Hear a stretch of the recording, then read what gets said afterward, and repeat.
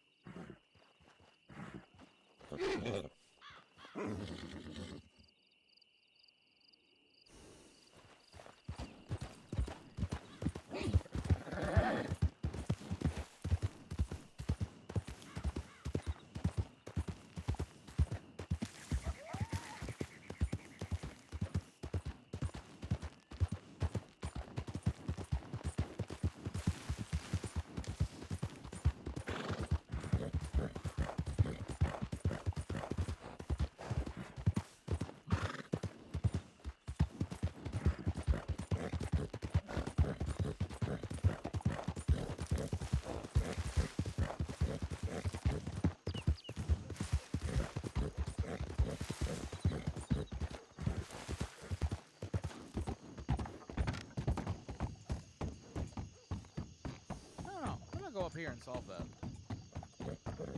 Oh, look, it's Sadie.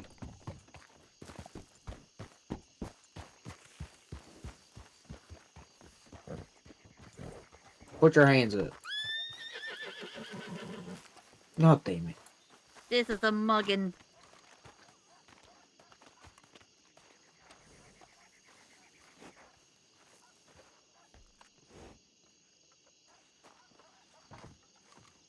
Sadie? Child! I think she might got something in her ear. Love you.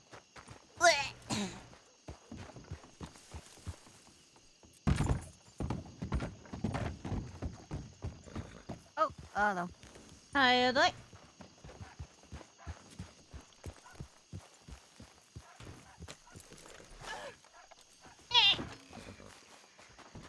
Brandon, hello. Huh. Yes. Hi, Carter. Hi, John. Hi, Sadie.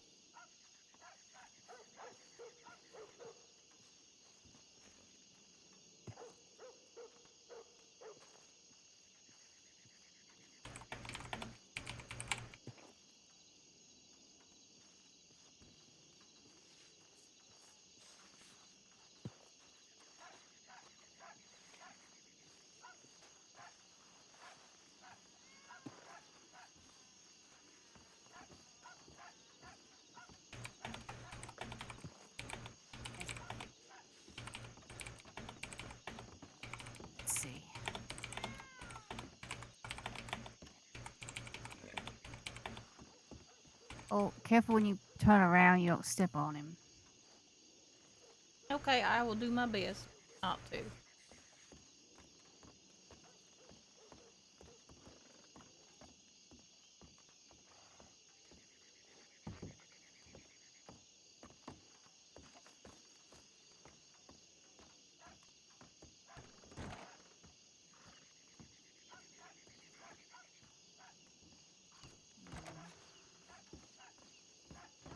Come on, little Jonesy.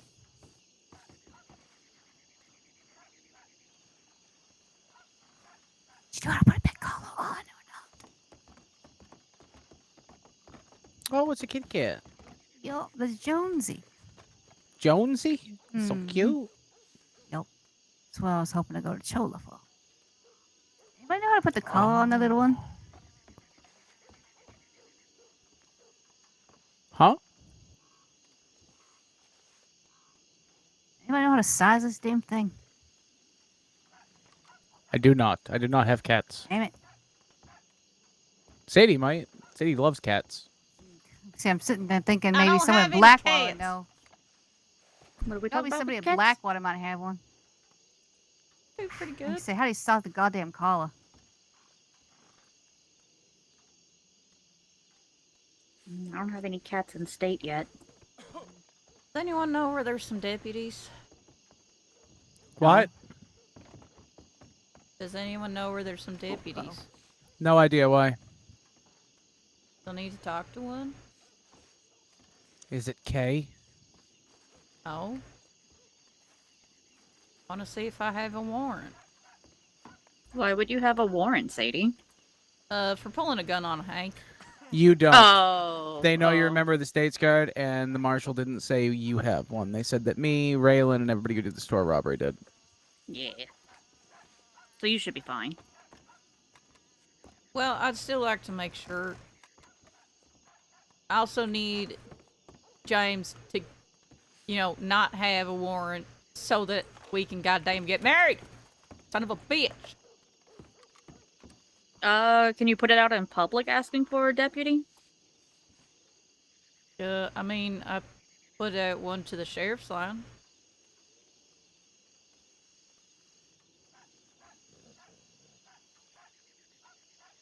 So I guess we'll see. I don't think you have one. Well, I mean, if Hank said, if Hank meant what he said about dropping the charges for me pulling my gun on him, then, hopefully I don't.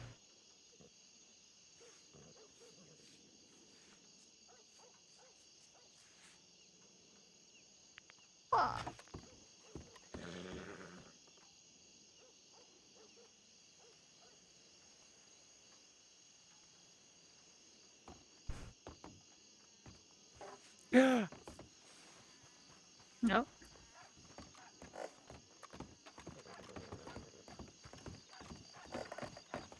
My God, Abel, you're alive.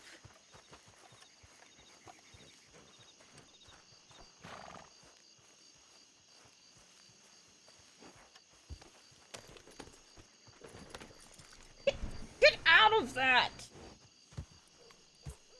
I was just gonna say, you really are like a little golden retriever.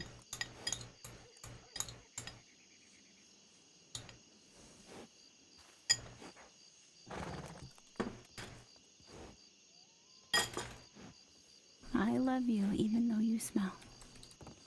Just Icy coming in with that 96-month resub. Holy shit. I'm headed to main camp. I'll see you guys later. We'll be Bye, at Chola. Sadie. Okay.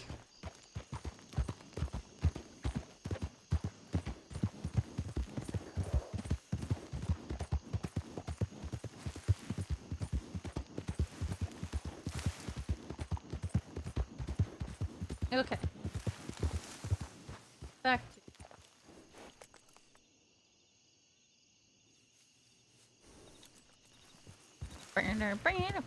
a good number backwards.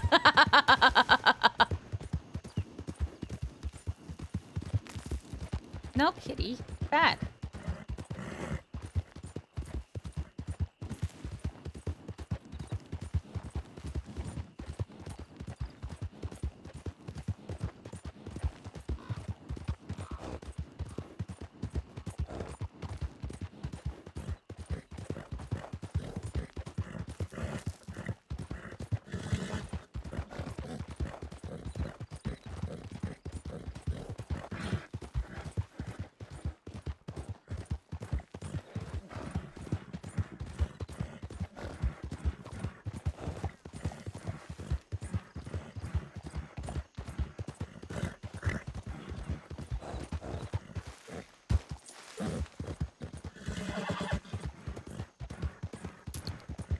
Holly Red, how you doing? How you doing? How you doing?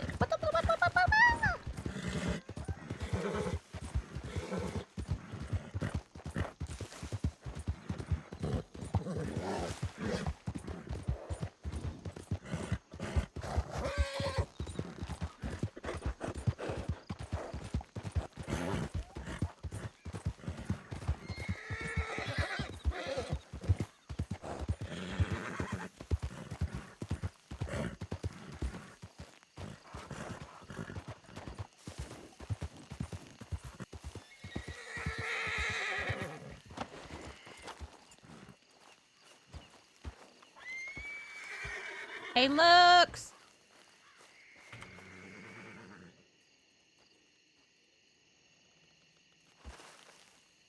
Lux!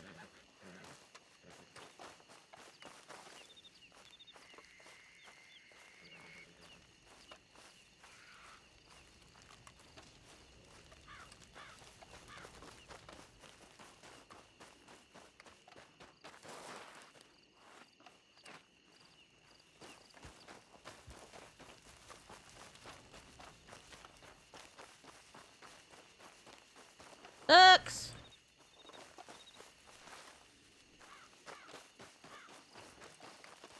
Okay, she's not here.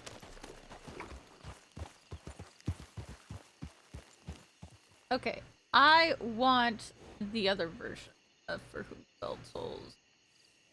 Because I really love the other version.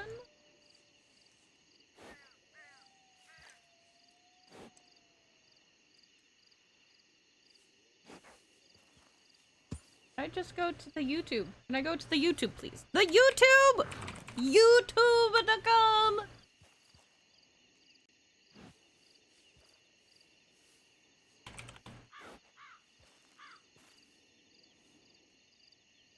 The fuck?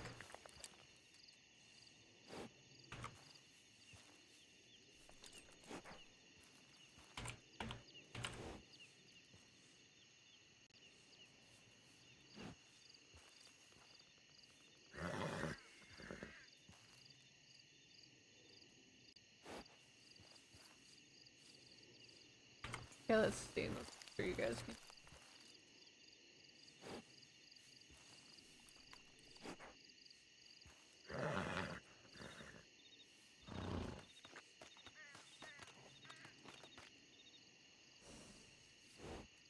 Okay, let's turn it down just a little bit.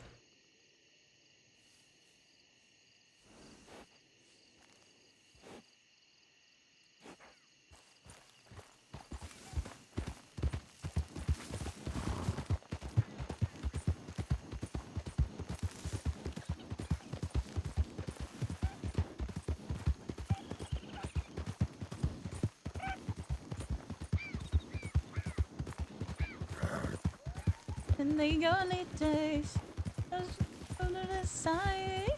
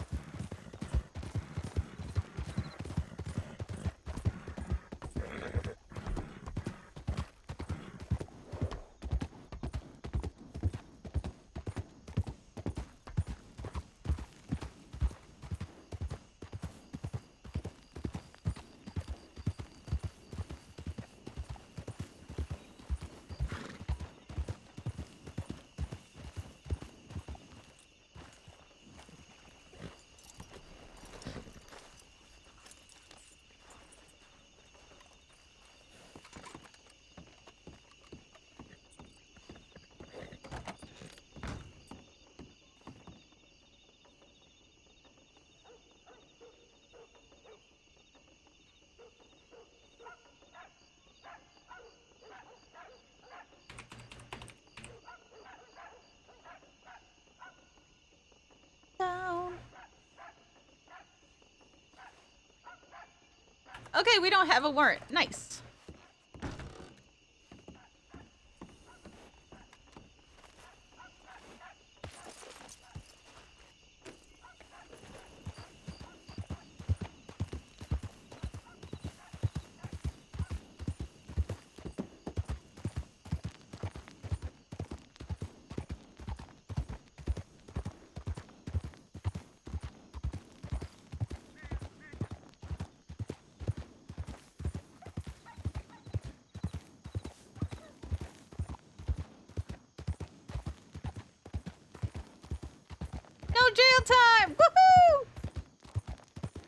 know, right?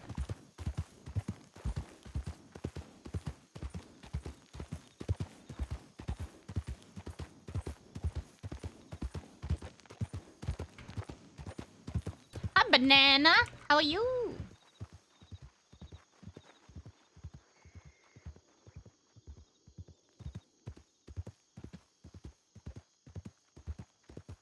Sorry, I want to listen to this one more time. I fucking love this version of this song.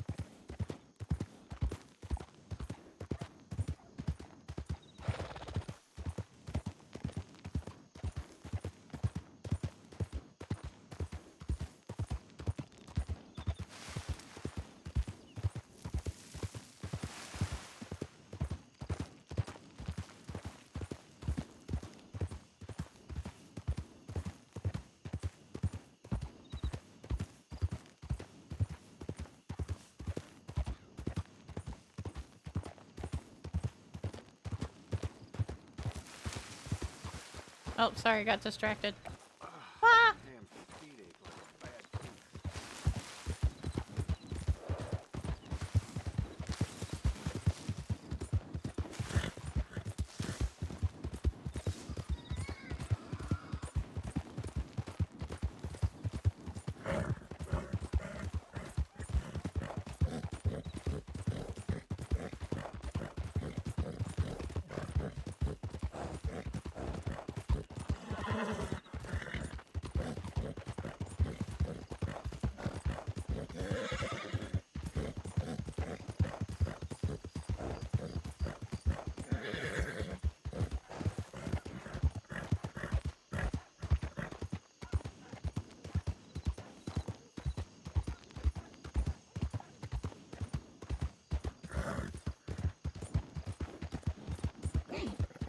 I'm doing pretty good.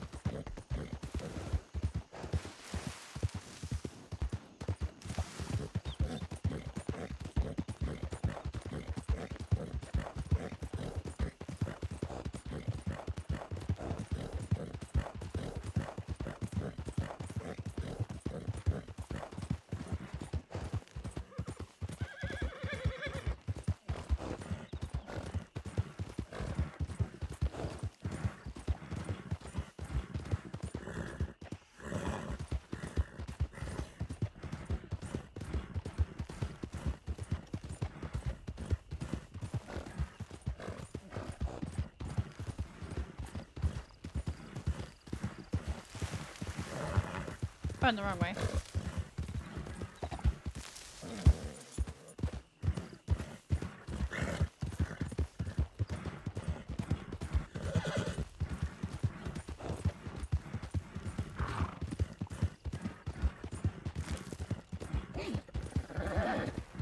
Blah, blah, blah, blah, blah, blah, blah, blah. Oh, hey.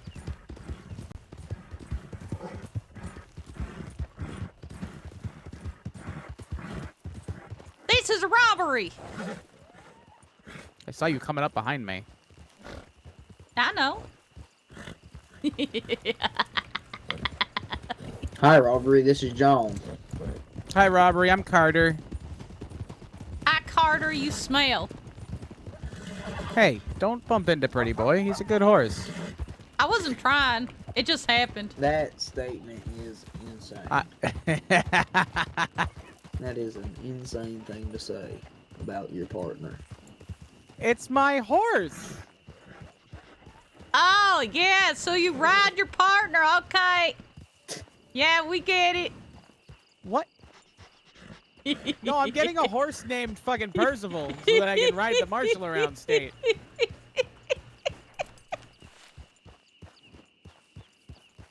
Getting Sadie started.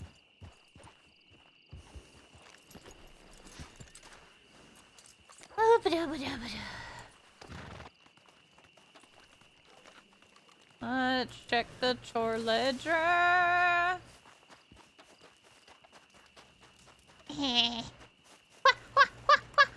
Gotta go fast. Gotta go fast. Gotta go faster, faster, faster, faster. Okay, okay, that's there. Paddocks need feed. Okay. Let's take care of the paddocks.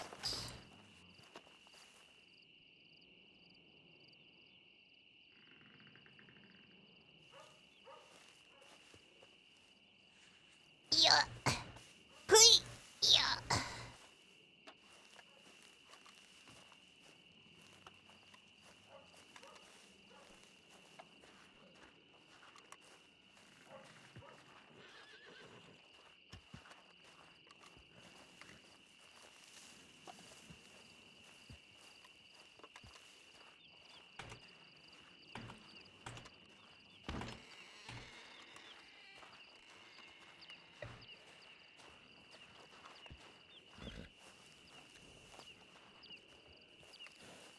Okay, uses paddock. Okay.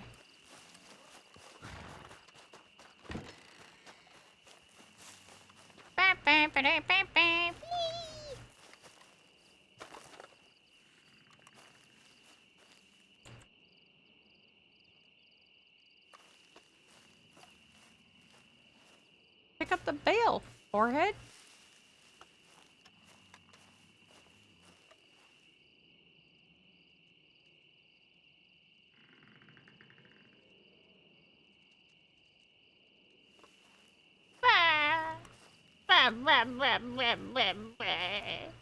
That's a wall. That's a wall. Let's your panda. Hello.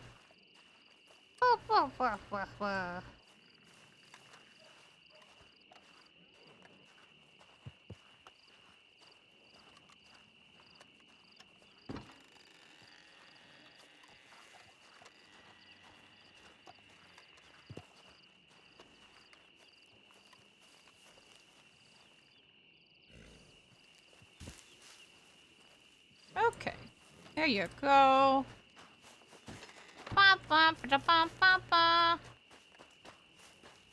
You're a nerd.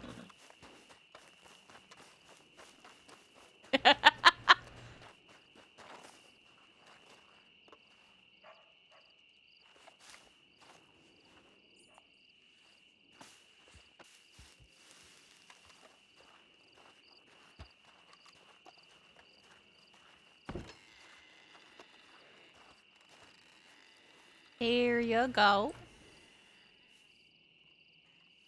Right there for you. Get one more for your friend there.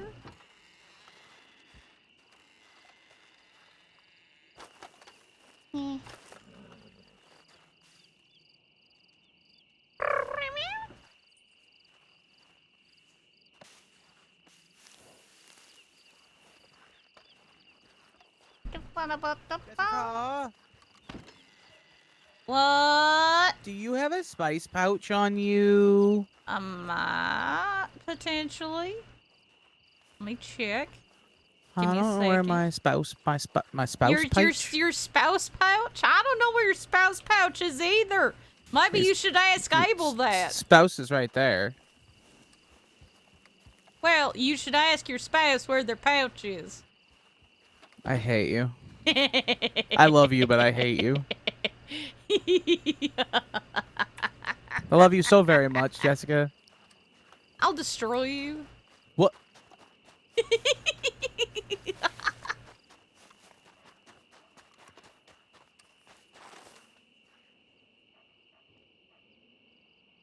Okay, I believe it would be on Marco. Marco!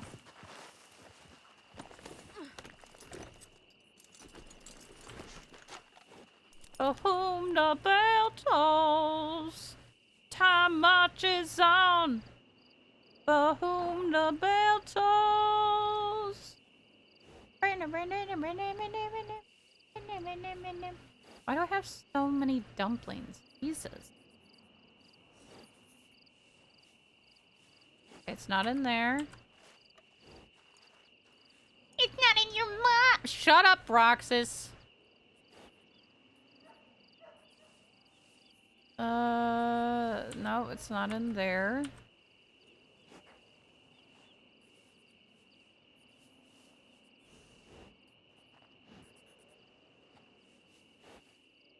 Not in there.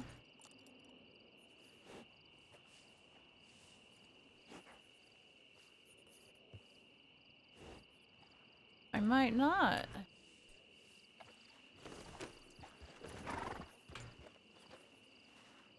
Let's see if we've got it on Sir Lancelot.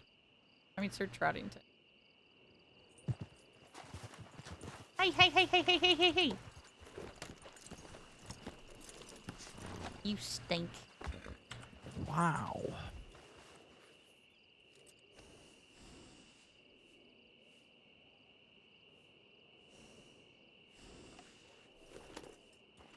I'll go get you some spice pouches. Oh, you will? Yep. Thank you.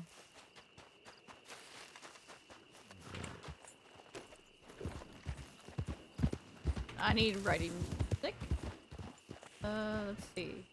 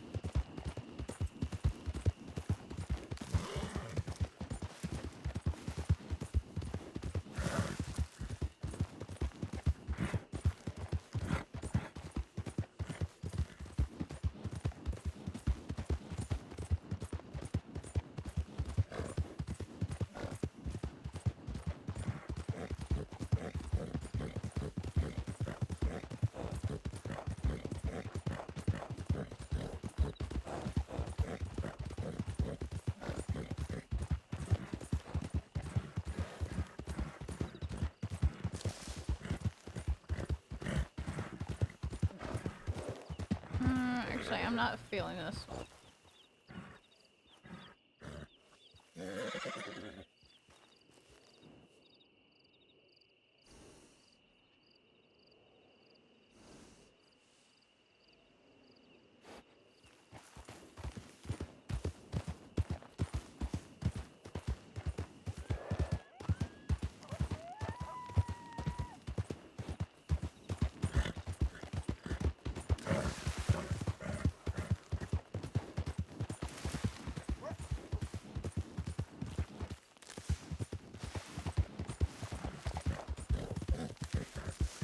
Oh, cactus!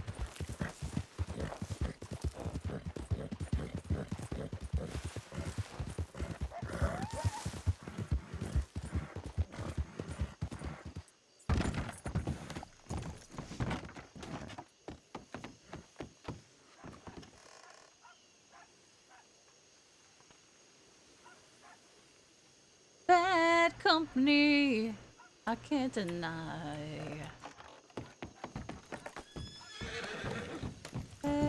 Bad company until the day I die. Got die.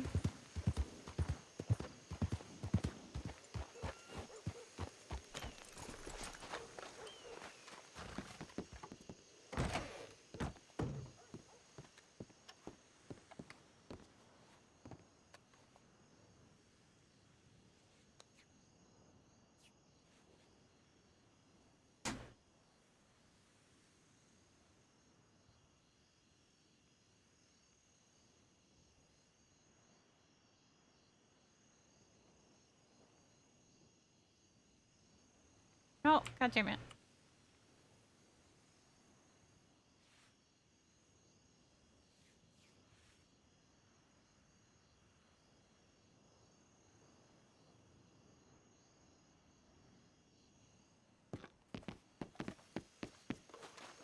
Bad company, I can't deny. Hey! Hey! Stop it!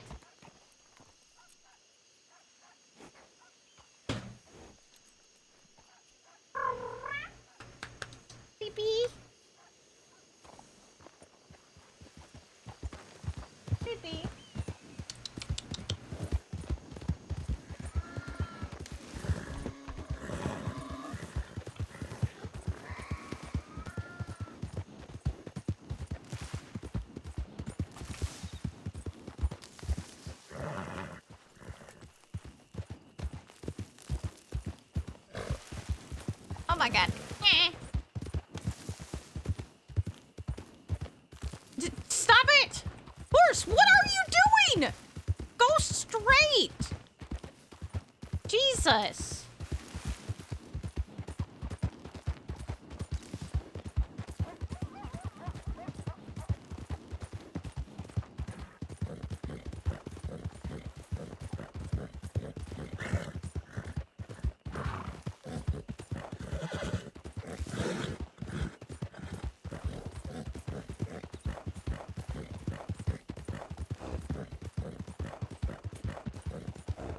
Bad company, I can't deny.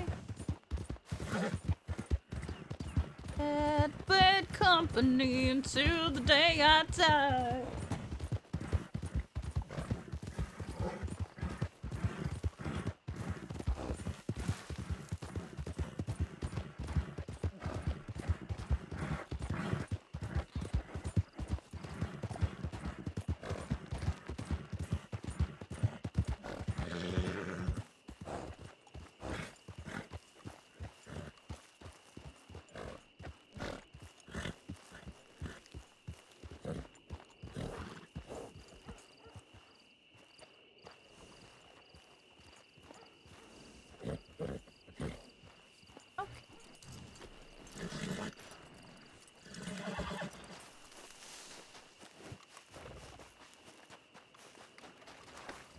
Oh, thank you.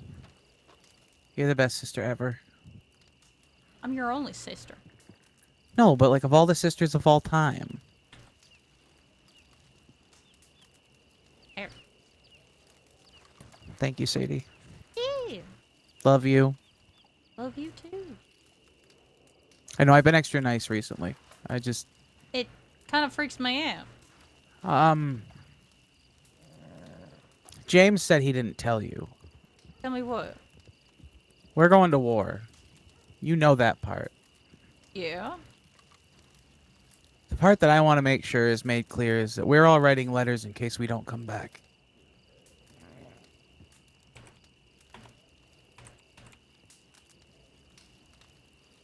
Stuff you'd like to say to people that you just don't have the heart to say out loud.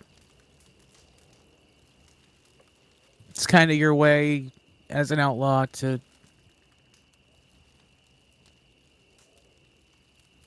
make sure you don't leave anything unsaid. Gotcha. And I promise you it won't be easy because it hasn't been easy on any of us.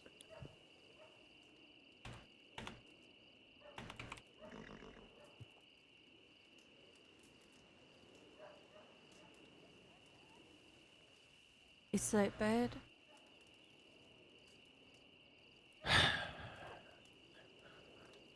Could be.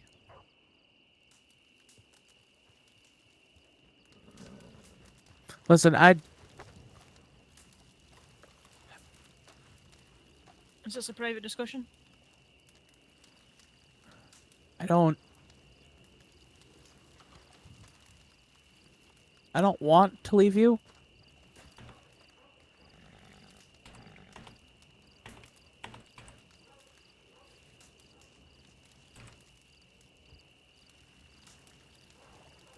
Then don't. It's simple as that. Just don't leave. I couldn't find mine. But if the last thing I ever do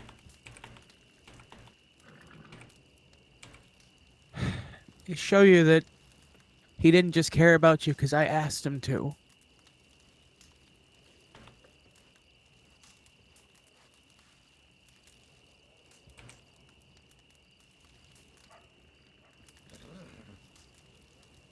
That they all loved you just like I do.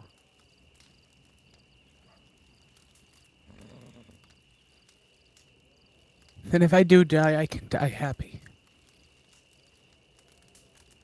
You die, I'm gonna bring you back and kill you myself. You ain't allowed to die.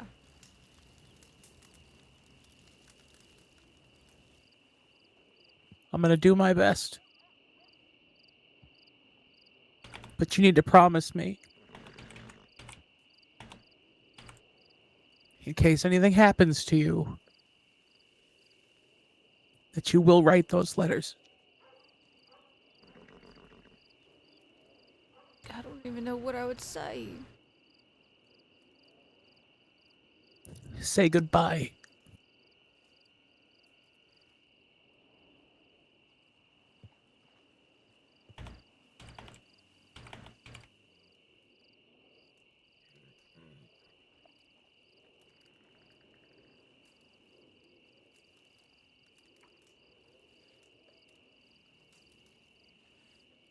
You don't have to be a part of this.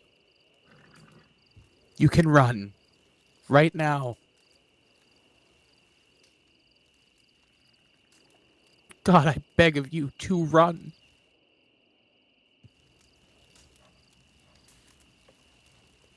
But if you stay, don't you dare make me the final child for our mother.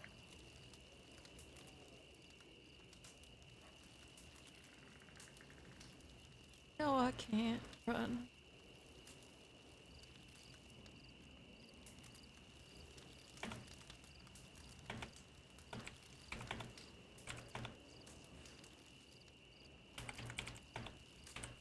And you have to make me a promise in case I do die and you're still here. Let's say it.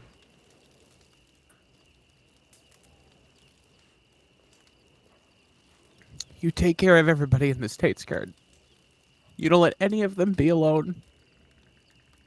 And you protect Abel and John with your fucking life.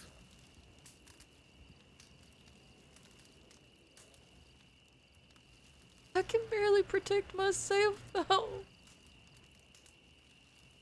How am I supposed to protect anybody else?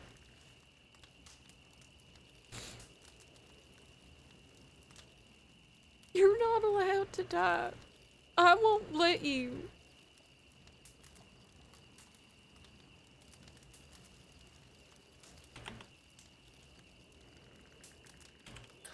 I'll do my best.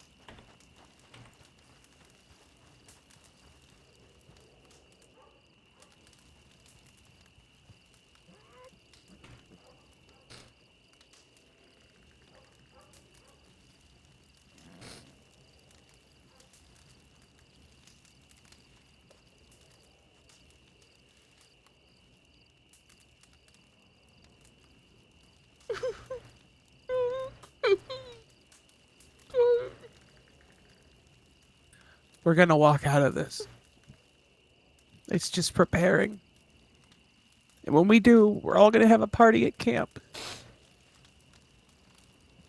We're all gonna raise a glass to everybody who walked away from it. And we're gonna burn these fucking letters without anybody ever having to read a single one of them.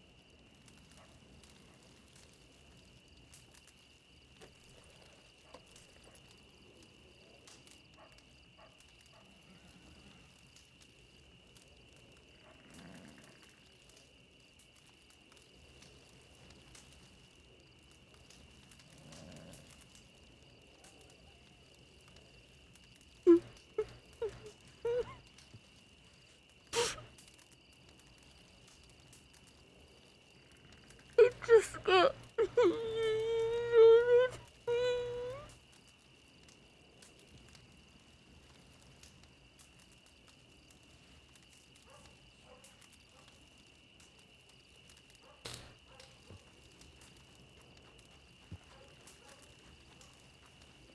James was trying to protect you, but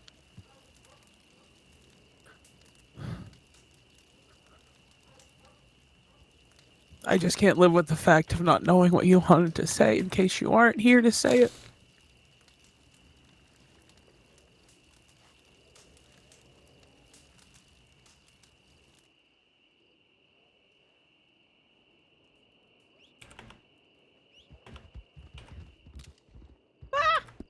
Ow. Oh my god. Oh my god. Not in the fire. Psychopath horse. I don't know why she came over. It's okay. She probably feels that you're in distress.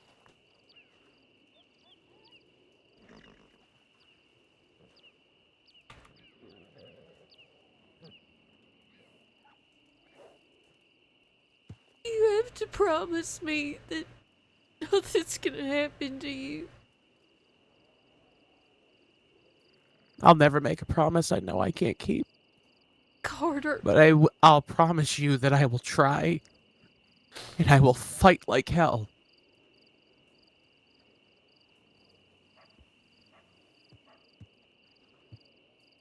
And if I go out, I'm gonna go out standing on my own 2 fucking feet.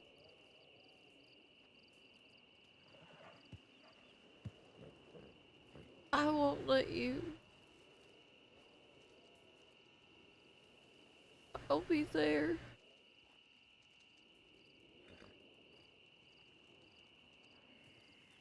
Maybe that might be enough.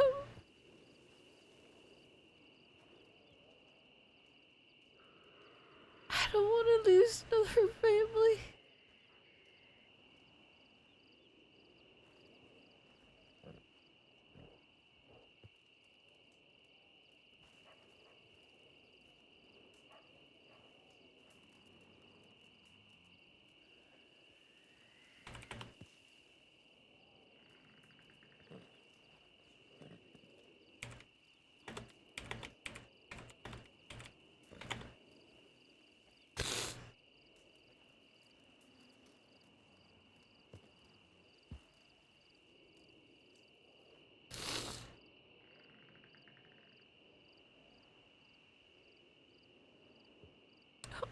I'm sorry. You don't have a goddamn thing to apologize for. Yes, I do. You don't. You have been, and you will continue to be, the best sister I could ever ask for.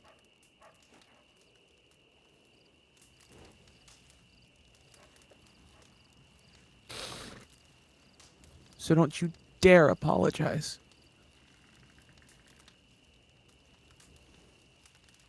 You know, I'm sorry that I was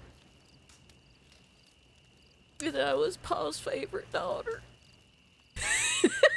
You were his only daughter. Shut up.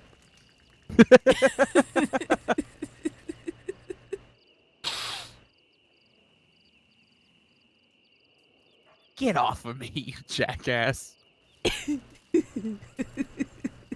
You're an asshole. Well, you said don't apologize for something, so I apologize for nothing.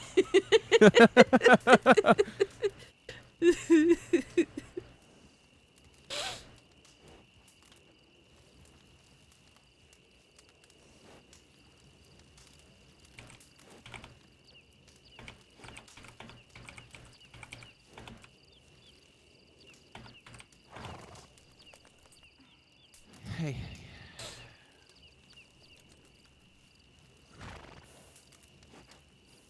Yeah. That'll explain everything. What do you mean everything?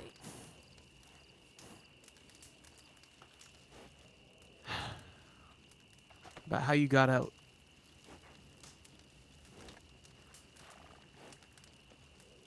That will explain everything.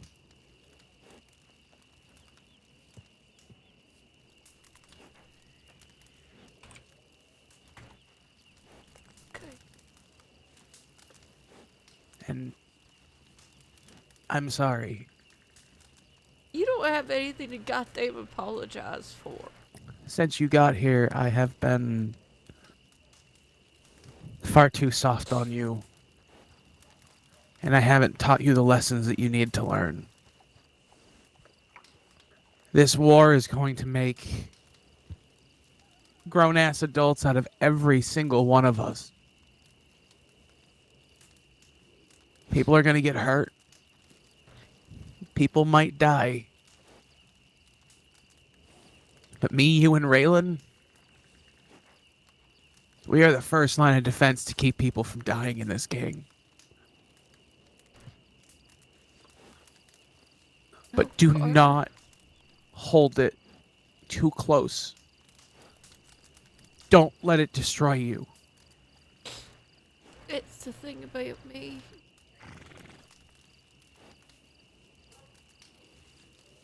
I'm too stubborn to let it destroy me. I know what you've been through, Sadie. More than you think.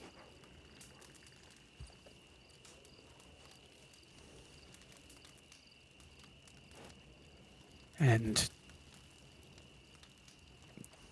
I know whatever's coming's not strong enough to take my sister away from me.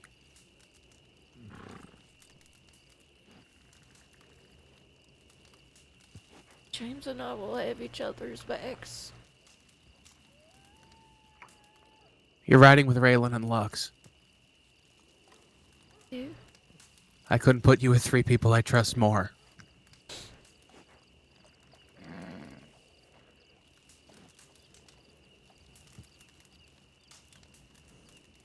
You'll all be fine. You know, my first priority, though, isn't to be a shooter, it's to provide medical ride. I do. I'll get shot down, they are my first priority. And I know that you might not like it, but that goes for either side. Prioritize the State's Guard first. I know. I will. But just... I'm not going to stop you from helping people.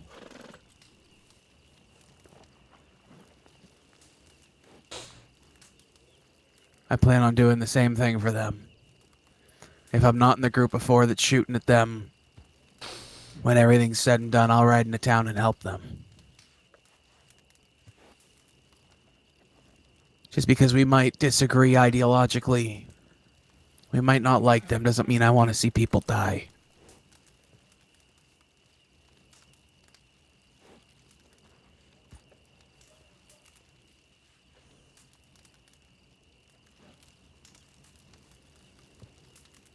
You want to know something about why I sent so many letters to Kay? Because you thought you could help her? No.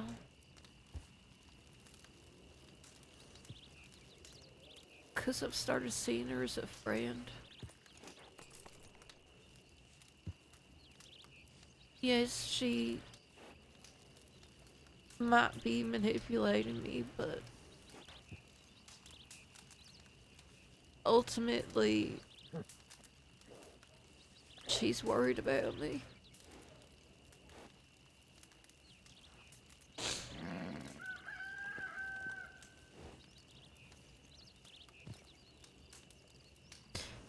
You know, it's funny because when I told her that we were cutting off communication, she actually reached out to Hank and tried to get me a place that I could go if I needed safety.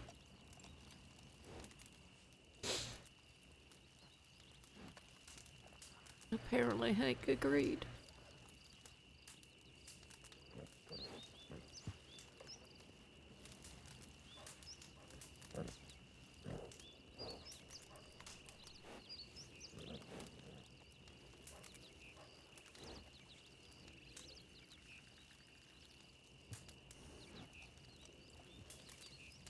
And as much as she's done a lot of bad things, she's also kept to her side of the deal.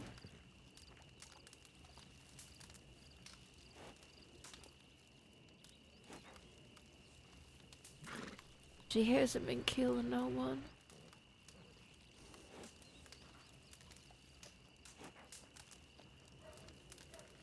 I think that in itself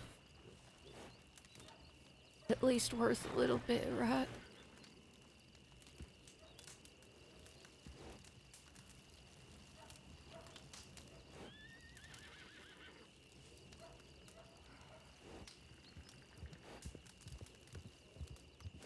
Not saying that she's not a monster for the things that she's done in her past, but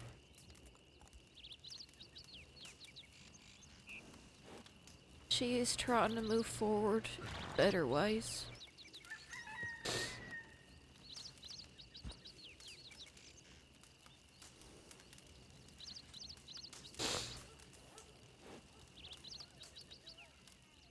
After this is all over, we burn these fucking letters.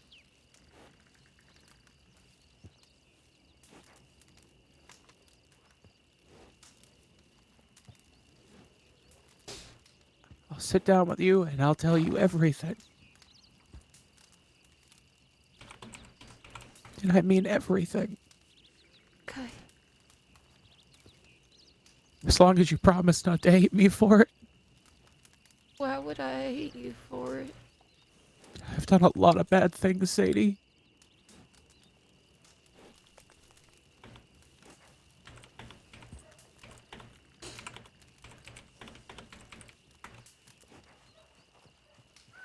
We all do a lot of bad things. Sometimes in the moment it seems like it's right.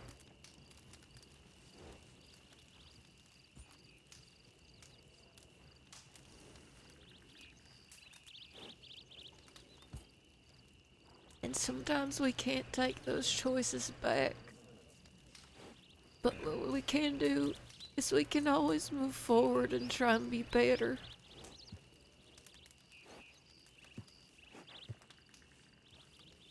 Try to find ways to not atone, but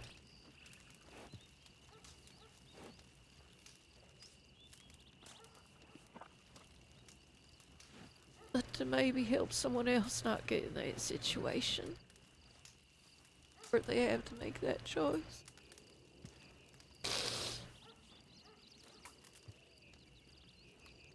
And whatever you did, even if it's something that might make me upset, I'd probably just be upset for a little while, and maybe I might say that I hate you, but I would never hate you.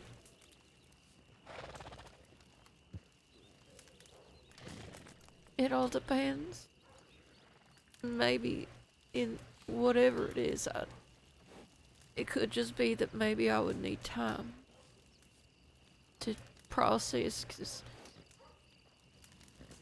brains are stupid like that.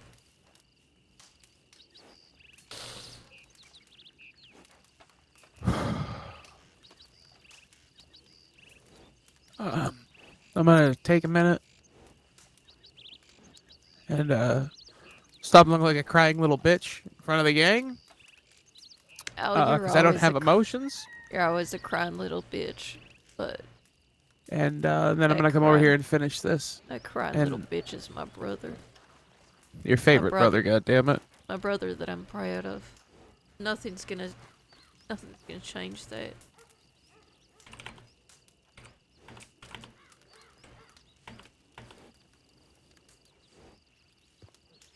I'm gonna come back over here and finish this in a minute, and then I'm gonna call everybody over for dinner. But I'll be right back. Okay. Oh. Sadie didn't see that. Oh, why did his face fall like that? Oh God. Why did his face fall like that when we said we're proud of him? Oh, what did you do?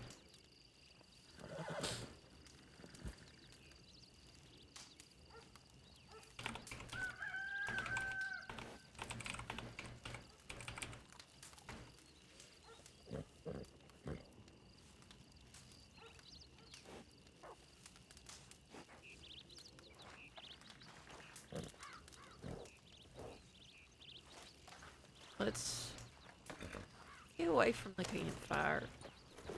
Why are you off your post?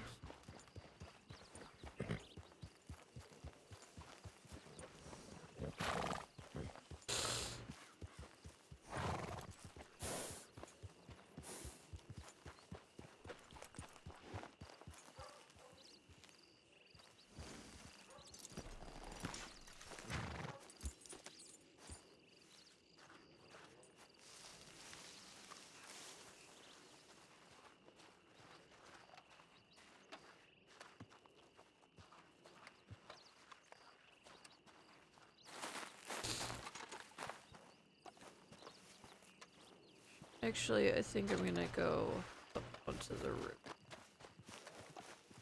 Too short for that spot.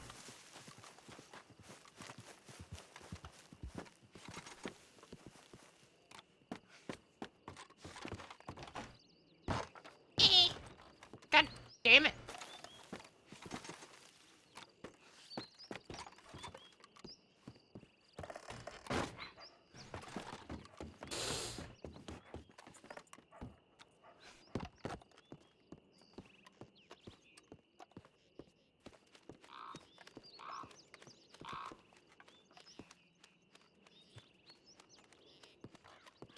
Hello, bird.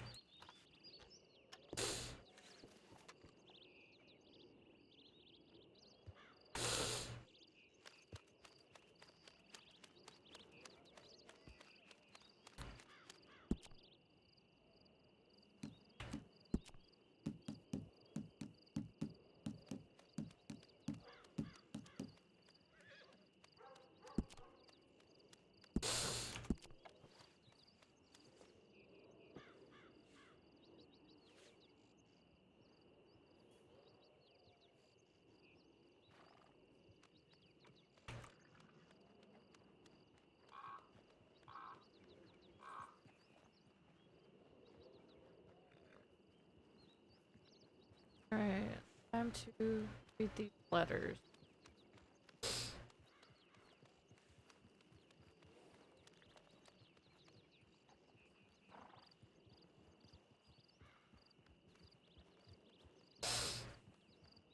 Jesus, there's a lot of letters.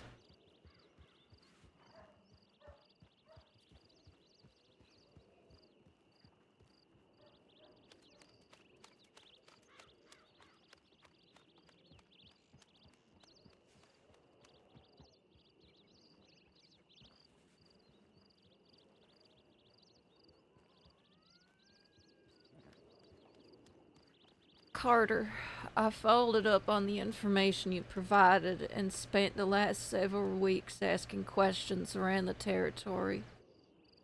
I've heard mention of a camp doctor on more than one occasion. However, there isn't anyone known by the name of Sadie in the area.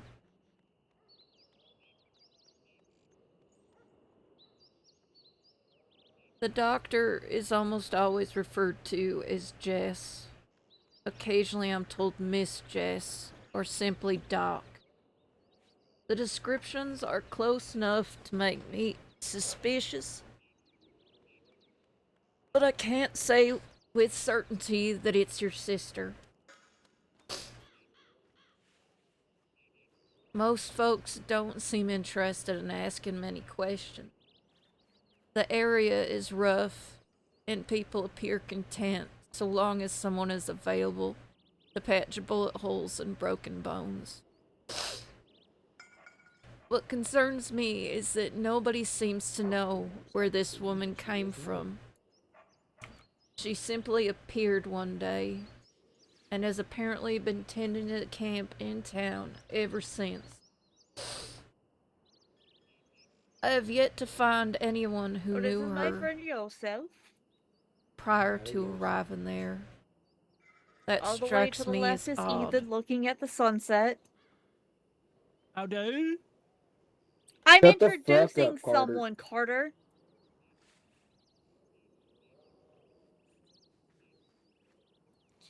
Jesus Christ. That strikes me as odd. Before I continue pulling on this thread, I need more information. Perhaps a middle name or family name. Could your sister be using another name? Anything that might point me in the right direction. Likewise, are you certain she is with the group you described? The territory is crowded with gangs, camps, hunting parties, and drifters. If she was moved shortly after being taken, we could be looking in the wrong place entirely. Elijah Cross.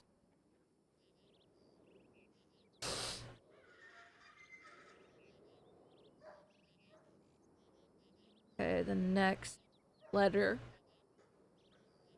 Carter, I finally received confirmation from one of my more reliable contacts. The camp doctor and your sister are almost certainly one and the same person. The names he provided were Sad Eyes and Jessica Evander. He claims that both names are commonly used around the camp. According to him, she appears healthy, well-fed, and surprisingly comfortable among the people there. In fact, he seemed convinced that she remains with the group by choice. I remain skeptical of that conclusion, as captivity takes many forms. Still, I would be lying if I said his observations weren't concerning. He reports that she is often seen moving about freely, smiling, talking with people from the town and camp. If she's a prisoner, she's either exceptionally good at hiding it, or the situation is more complicated than we first believed. There's another detail worth mentioning. Years ago, the nearby town had its own physician, a legitimate doctor. From what I gathered, the man died under circumstances that don't sit right with me. The official explanation changes depending on who is telling the story. Some claim illness, others claim an accident. One fellow swore it was a robbery gone wrong. Nobody can seem to agree.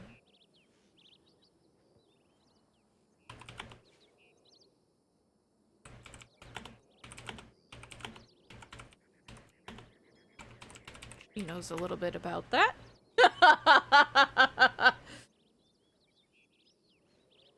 What everyone agrees on is that after his death, there was suddenly nobody left to provide medical care. Not long after, the soul-crushing saints expanded their influence through the region. Now they control most of the surrounding territory. The reason is simple.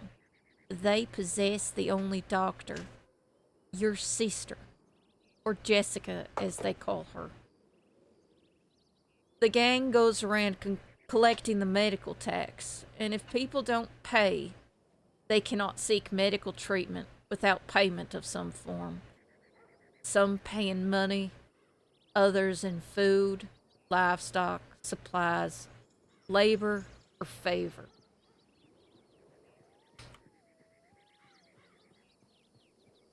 Whether your sister approves of that arrangement is another question entirely. From what I've been told, she spends most of her time treating whoever is brought before her. The decisions about payment appear to come from higher up. One final detail troubles me. She rarely travels alone. My contact insists that there is almost always at least one armed escort accompanying her, sometimes more. Whether these men are bodyguards or jailers depends entirely on your perspective. I intend to gather more information before drawing conclusions. For now, I can only tell you this. Your sister is alive, and if this truly is Jessica Vander, she appears to have become very important to the Saints. Important enough that they are unlikely to surrender her willingly. All right, once I know more. Elijah Cross.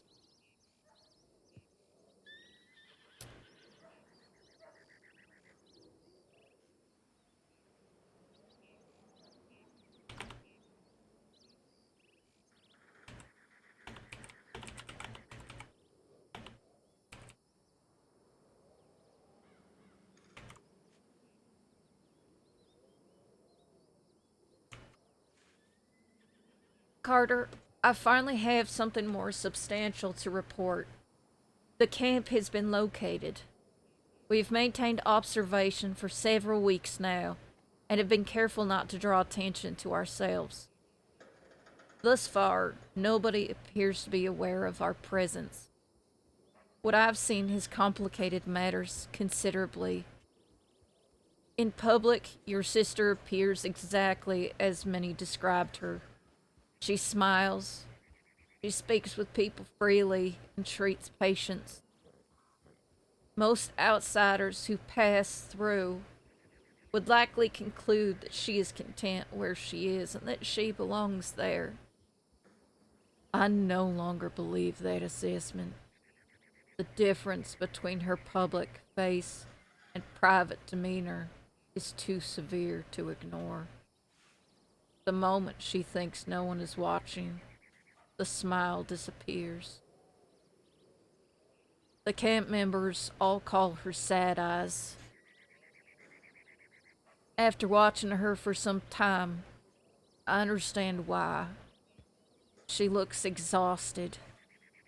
Not physically, spiritually. There is a look about her that reminds me of the men who spent too long in prison camps, not beaten or starved, simply worn down. Most troubling is her position within the group.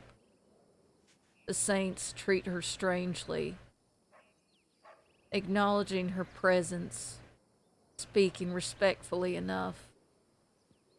Yet she remains separate from them, an outsider among people she sees every day. I've paid particular attention to her movements. She is almost never alone. Even inside the camp itself, there's nearly always at least one armed individual nearby, sometimes more. They behave as bodyguards in public, but under closer observation, the arrangement feels less voluntary. Several nights ago, we witnessed an incident that I believe confirms your suspicions. Your sister became involved in an argument with one of the men assigned to watch her. Unfortunately, we were too far away to hear the exact words exchanged. However, the nature of the disagreement was obvious. Based on the location and the gestures involved, I suspect it concerned medical supplies. The argument escalated rapidly. For the first time since we began watching, I saw genuine anger from her. Not frustration, anger. She shouted loudly enough for several camp members to turn and look. At one point, she threw multiple medical instruments into the dirt. Then she turned and walked away from the tent. The guard immediately followed. Caught her by the arm before she had gotten very far, hard enough that she visibly recoiled. He then shoved her back towards the medical tent and inside. Not guided, not escorted, shoved. The motion was unmistakable. She disappeared inside and the guard remained outside the entrance, watching, waiting. Perhaps 15 minutes later, it was that she emerged again. Her hands were bloody with the front of her clothing stained red. I assumed she had returned to treating patients. What stood out was her expression. She didn't appear angry anymore, more shaken and defeated. The guard began speaking immediately with an accusatory posture. I do not know what was said, only that your sister attempted to answer as she visibly started getting upset again. The argument resumed between the two of them, and then the guard struck her across the face with an open palm. Hard enough that we all saw her stumble back, and the entire camp went silent. The guard then stepped closer and pointed directly at her while continuing to speak. Your sister did not respond while she stood looking at the ground, with her hands clasped in front of her. The same posture I've seen from frightened children being reprimanded by adults. The man eventually walked away, leaving your sister standing there, staring at the dirt and not moving. I do not know what relationship exists between your sister and these people, and whether she originally came willingly. More importantly, I believe your sister may be in considerably more danger than we originally assumed. For now, we continue observing. I want more information before we make any moves. But if what we witness is representative of her daily life, then I fear Jessica Evander is not a valued member of the soul-crushing saints. She is a resource, and resources are rarely permitted to leave. Elijah Cross.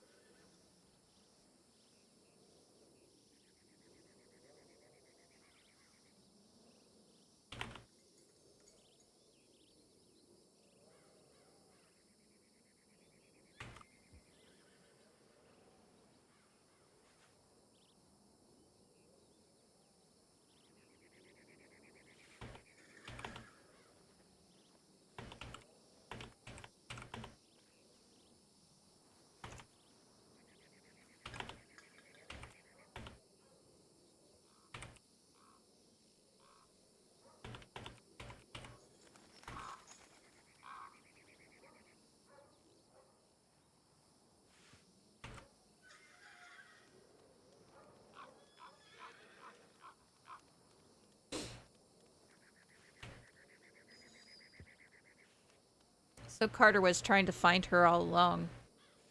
Seems so.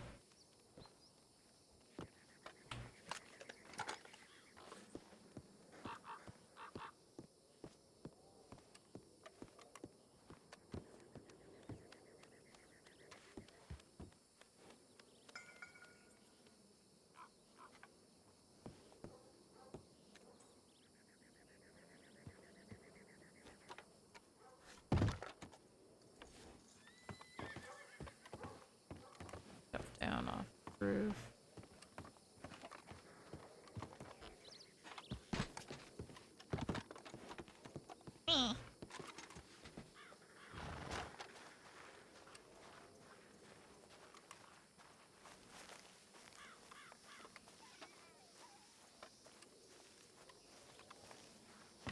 We're gonna go to a different spot.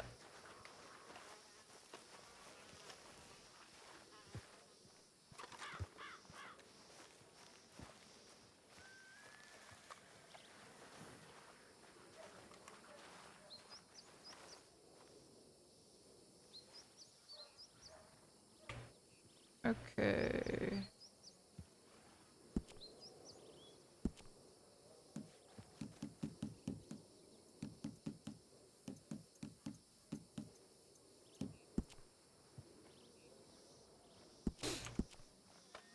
Okay, let's see.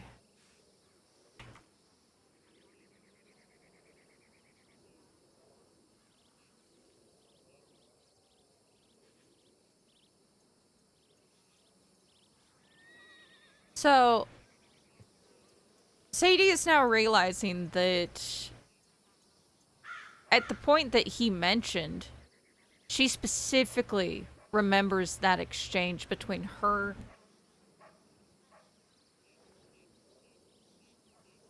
and Silas. So, this means that they'd been watching her a lot longer than she knew, than she expected. Which changes a lot of things.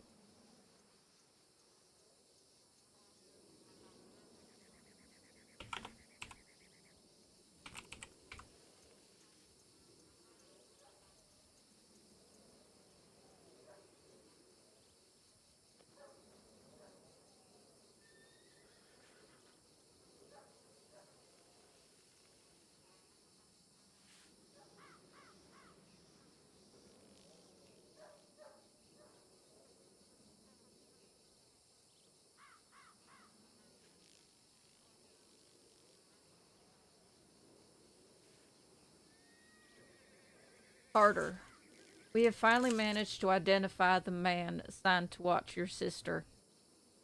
His name is Silas Boone. I wish I had better news regarding him.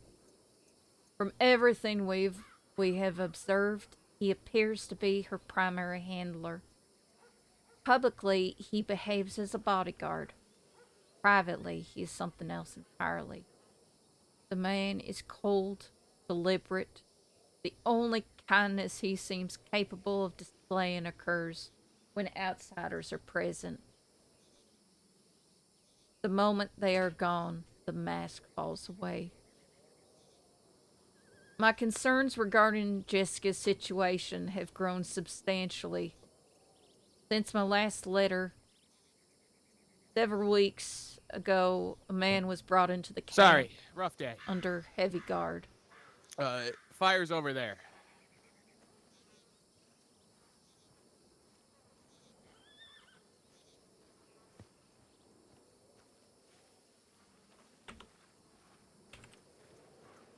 Hey. No, the incident that mentioned.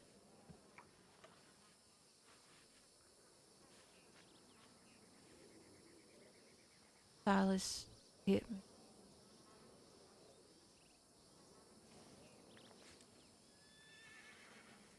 I'd thought that they were only watching me for like a week or so.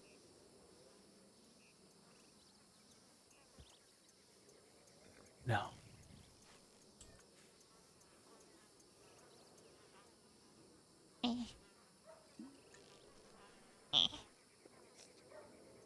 He had explicit instructions for me to not tell you too much. But why? To protect you. Me not know and protect. From the monster your brother became.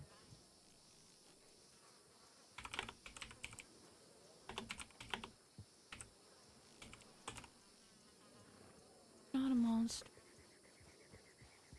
I feel like it sometimes.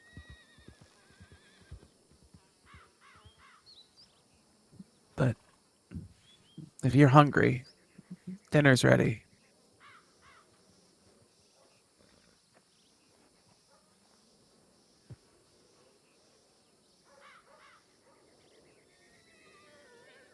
Carter? Yeah, Sadie. Okay then. Your action past not what defines you. What defines you as a monster, your unwillingness to change. You regret those actions even a little bit. Then you're not as much of a monster.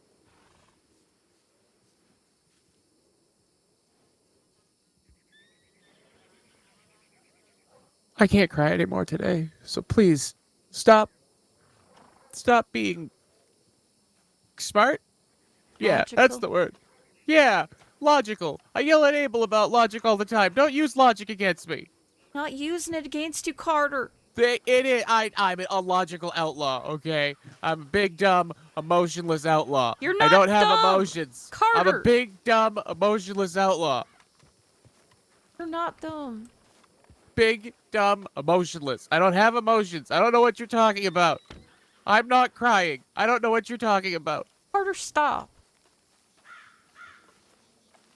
You Yeah, don't no- have feelings, I'm sure. Yeah, no one's over here crying. I don't know No, what you're no, talking I'm about. an emotionless asshole. I don't know what you're talking about.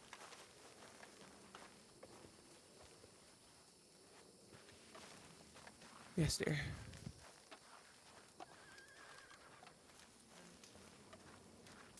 Yeah. Who the fuck are you talking to? Are you talking to a ghost? No, I'm talking to Carter. Oh. Can you guys not? Can you not see Carter? Can you not see Abel? No, I we see Abel. We don't hear He him. was talking to him, Oh, but he he's wasn't probably- saying anything. Abel? Yes. Can the rest of you hear him now?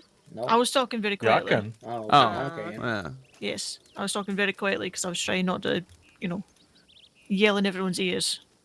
No, you're fine. Thinking Carter was going crazy. He was already crazy. We knew that. To be fair, today I fucking feel like it. Everyone is. We live in the desert. All of our brains are baked out of our ears.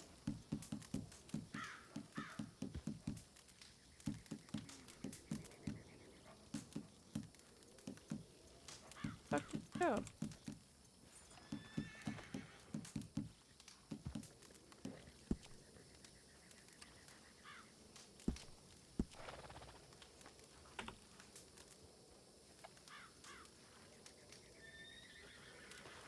Thank.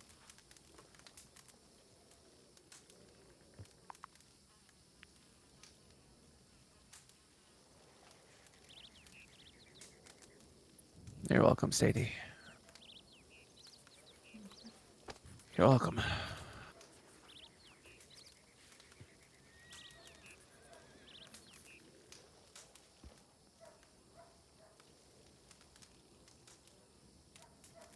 Thank you, love.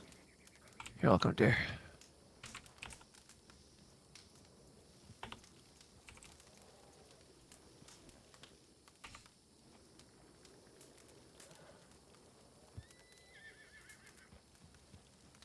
Sure. Thank you. Yeah, you're welcome. Okay. Carter, we have finally managed to identify the man assigned to Carter. watch your sister. What is it, Carter? His name Yeah, is you're welcome. Silas. Oh, it's Boone. chicken gumbo. I wish I had better It's a recipe I news. picked you're up in speaking my Louisiana. language. You better be careful because Vivian is going to judge you harshly for it. Severely. Him. If anything judged me, I'm the one who asked for it. You'd probably be eating something different if I didn't ask for it. So, Well, no, Carter cooked it. yes, but he wouldn't have cooked it if I didn't ask for it. Is there tomatoes in here? No. Good. He's got one step. Do I He's look got like one a- foot in the door. Do I look like a Satanist?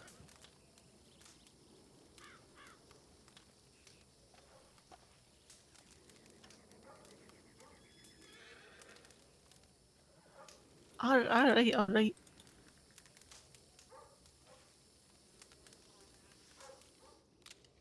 God damn it.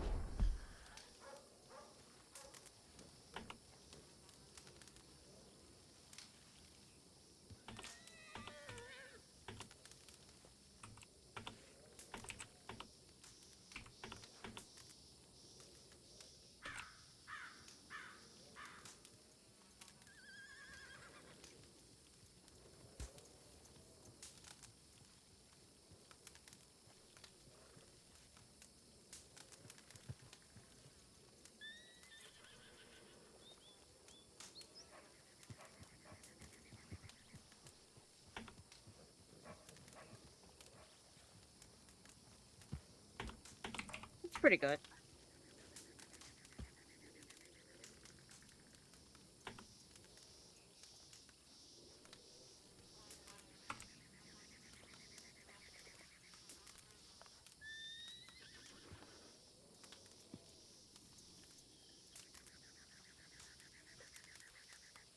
Tart. Is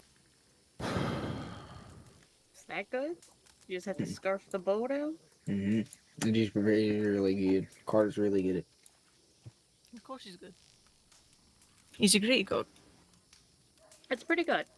It is pretty good. Not my mama's, but still pretty good. Oh, I wonder if I still have any of those chilies Hank got from Mexico. Thanks, guys. I appreciate it.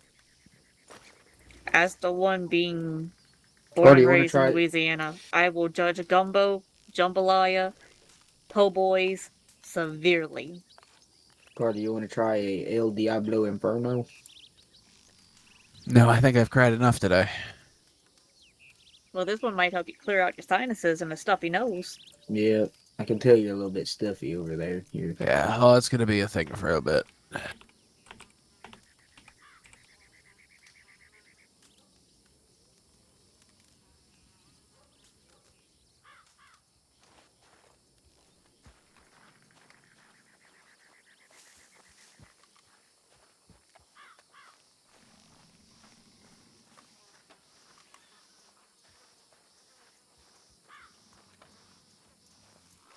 Oh, fuck.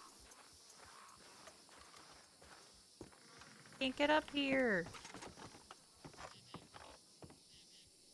Damn it. Let me up.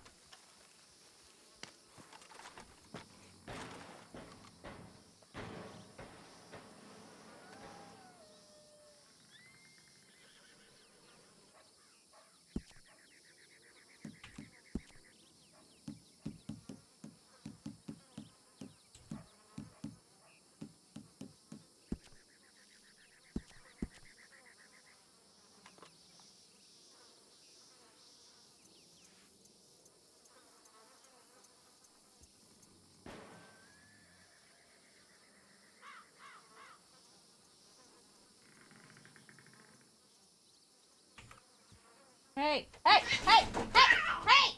Stop it! Nova!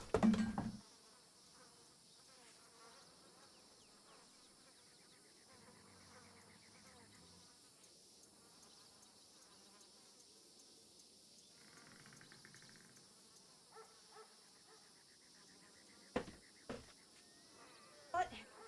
I'm here.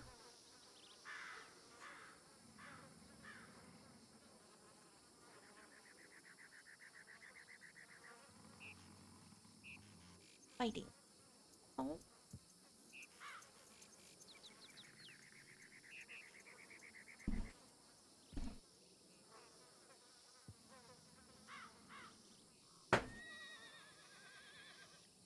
Better fighting. Actually, you know what?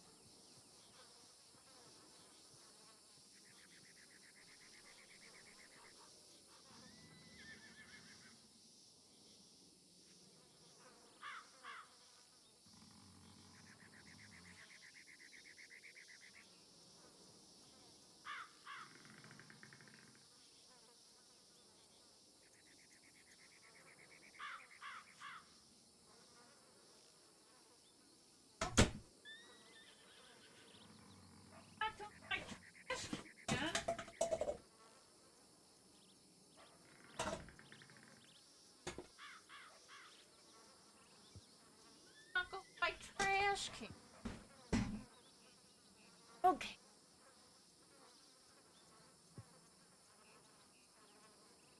Okay. Pets have been separated.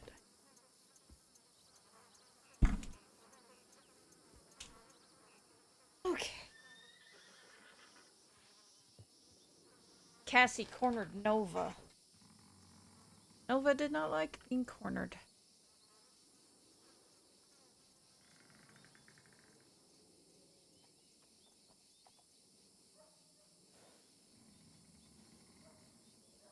Okay. All right.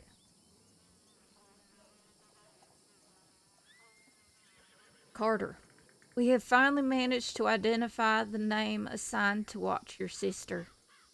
His name is Silas Boone. I wish I had better news regarding him. From everything From everything we have observed, he appears to be her primary handler. Publicly, he behaves as a bodyguard. Privately, he is something else entirely. The man is cold, deliberate. The only kindness he seems capable of displaying occurs when outsiders are present. The moment they are gone, the mask falls away. My concerns regarding Jessica's situation have grown substantially.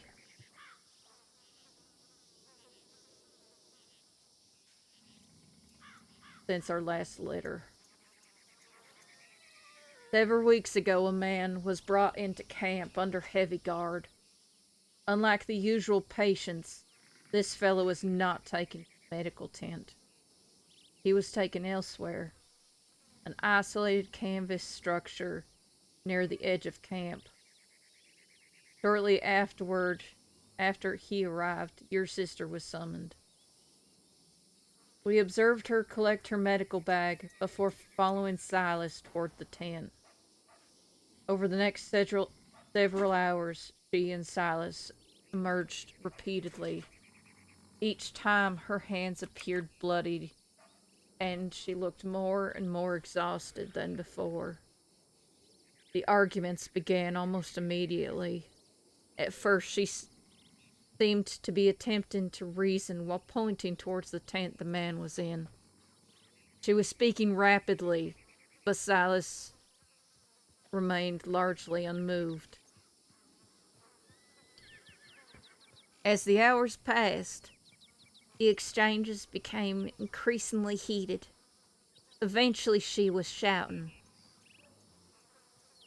Not the sort of frustration and anger that we witnessed previously over supplies. This was genuine outrage. The kind that comes from seeing something one finds morally unacceptable. Silas continued sending her back inside. This pattern repeated itself for nearly a week. Every day, she entered the tent carrying medical supplies. Every day, she left looking increasingly worn down. And the prisoner somehow remained alive. I believe I understand why. After 6 days, Silas emerged carrying the prisoner, or rather what remained of him. The poor bastard had been beaten beyond recognition. His face was swollen, his body covered in bruises and blood-stained bandages. The bandages that I have no doubt that your sister applied. His body was transported into town, where it was hung at the entrance as a warning. A message from the soul-crushing saints. Oppose us, and this is your fate. I do not know whether the prisoner survived the hanging or died beforehand. I'm not certain it matters. What matters is that your sister was forced to spend 6 days preserving a man solely so that others could continue harming him. If our suspicions are correct, she was made responsible for keeping him alive while they broke him, and no physician should ever be placed in such a position. No decent person could endure that repeatedly without it taking a toll. When I think back to the arguments we witnessed, I suspect she was present while the torture was occurring and put a stop to it when the man wasn't able to take any more punishment. And I suspect she fought against it every step of the way. There is another matter. We've continued digging into timelines and records wherever possible. I can now say with reasonable confidence that your sister has been with the Saints for nearly 7 years, which is a long time for anyone.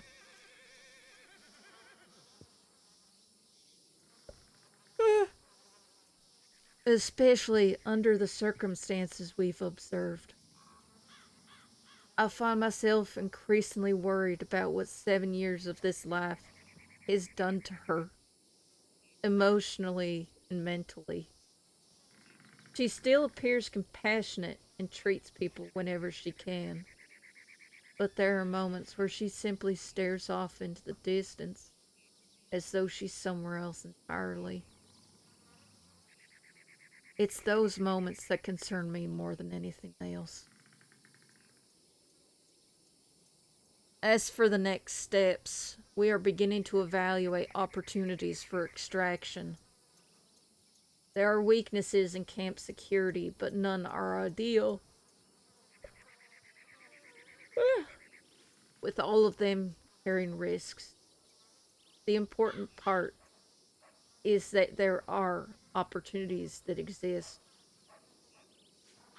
Should you decide to move forward, I believe we can get her out. Whether she chooses to leave willingly remains another question. I will admit this would be a partially selfish reason, as we could use a doctor of her skill with our group. However, if she does come with us, I give you my word that she will be treated far better than she is now. The Talons move often enough that relocation would not be difficult. We could provide security, supplies, proper facilities, and most importantly, freedom of choice. If she wished to remain with us, she could. If she wished to leave and pursue her own path, she could do that as well. The choice would belong to her, as it should have been from the beginning. For now, we continue watching and planning. All we require is your word. Elijah Cross.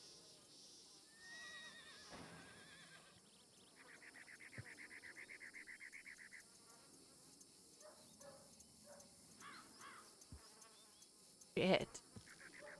That's... Oh. These... Oh, God.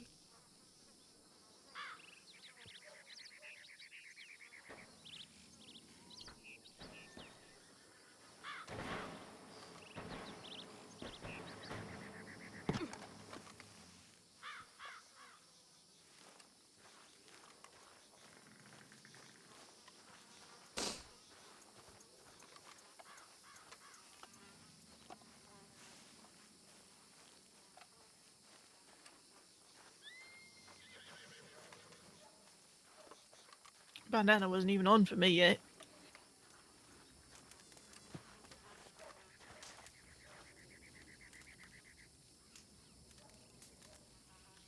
I don't know what it is. If it's the hat, if it's the bandana, if it's the belt buckle, but some part of what we wear has to be cursed. No. None of Maybe that they now. don't like the color gray. I don't wear gray. I'm actually the only one that doesn't wear the gray hat. The only gray I wear is my bandana. If I could go back 3 years and sit around a campfire with the firing line and just ask them if this is how they felt,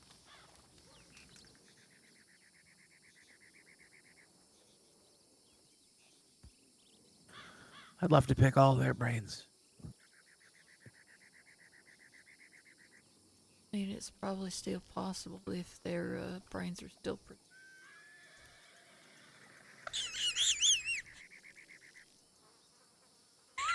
Fucking Sadie. Look. No, I'm not wrong. You're not wrong. I could, in fact, pick their brains. It is my job.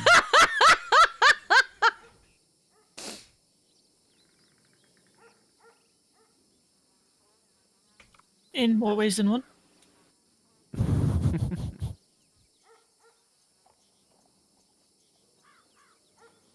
I just wish I knew what about us was such an inconvenience to all of their lives. We have different ideals than they do, and it scares them. They don't like things that are different. Nobody does. The only difference in our ideals is that we believe there's no such thing as good or bad. There just is, whereas they see the world in black and white. And that's what scares them. Is that why we wear gray? We're the in-between? Mm-hmm. So, Learning.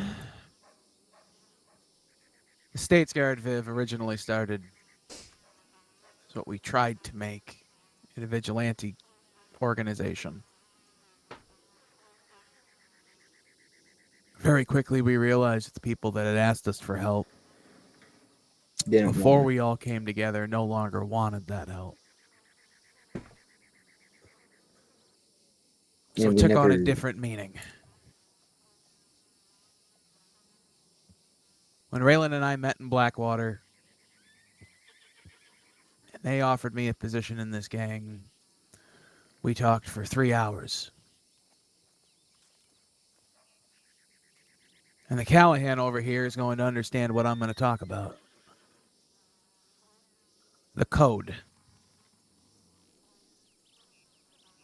It's dead. It's been gone for far too long. Every criminal, every group in this state used to work by a code. Certain things you left people alone for, but you always handled your business.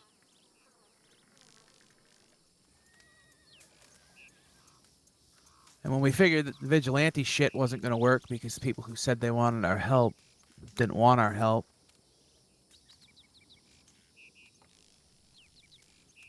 we made the decision that we were going to reinstate that code. Whether it be by killing or making them understand that it's not an option. An outlaw only has one thing, and that's his word. And these wannabe pricks that keep walking around this state act like their word means something, and the second it's no longer useful for them, or it's no longer convenient,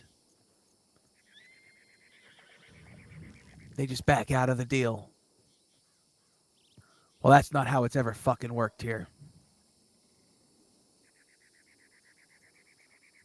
The minute the sheriff's office stopped honoring their word, the minute the criminals stopped honoring their word, we no longer live in a just society. So while we might not be guarding the state against criminals, we're guarding the state against itself.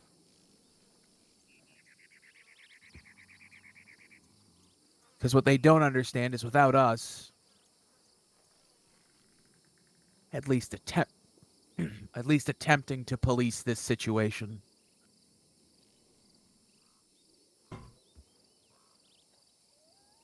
society as they know it ceases to exist. When you tell a sheriff you're going to turn yourself in after you do something, you follow through to that fucking word. When you tell another gang you're going to stop at no ends to get something for them, you do exactly that. You don't try for 2 days, say it's too hard. You don't change your mind 15 minutes before you turn yourself in, go into the town and shoot everybody up. That's not how it works. If there is no honor amongst thieves, then what are we doing?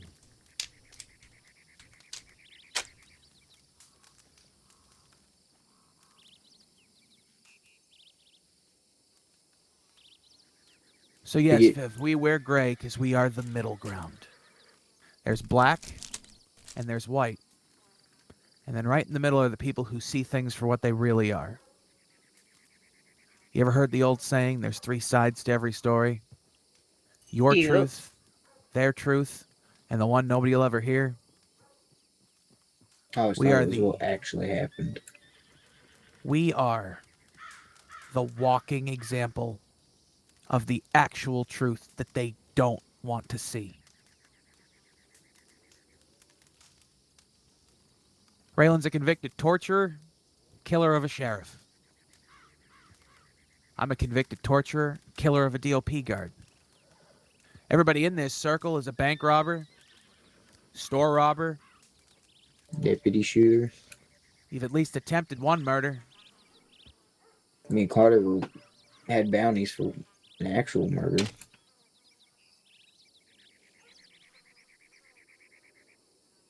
I've lost track of the number of attempted murder charges I've gotten. I think we're all up to 17, Carter. 18.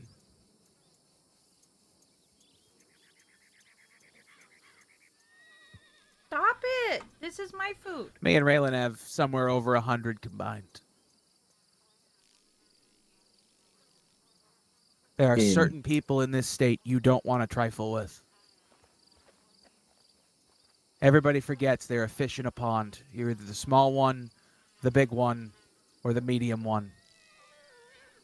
Everybody kind of leaves the medium one alone. The small ones, they all poke at, they take from. The big ones eat the medium and the small ones. It's long time past due they get reminded that we are, in fact, the biggest fish this state has to offer right now.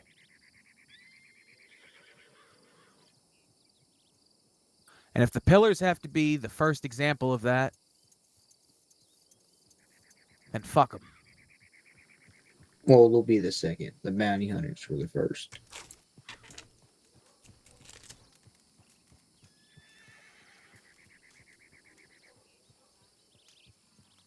What if we can't breathe under? I'll poke holes in you so you can. It's not gonna help. Yeah. I'm not a professional, but I don't think that's healthy. To give you an example of we honor our word, I made a promise to everyone in this circle that was a member at the time that I would do everything in my power to ensure we are, to ensure that the money from our bounties did not go to the bounty hunters. That it would not be bounty hunters that brought us in. The night bounty hunters came into our camp, shot all of us down, and took us to the sheriff's office. I held the sheriff's deputy hostage so that all 4 of us could escape. Me, Carter, Raylan, and James. I stabbed that sheriff's deputy and the other one in the office with him so that we could escape, so that the bounty hunters did not get their money. And then 2 days later, not Carter, 3 days later, 3 days later, we turned ourselves in to the marshals, ensuring the bounty hunters did not get that money.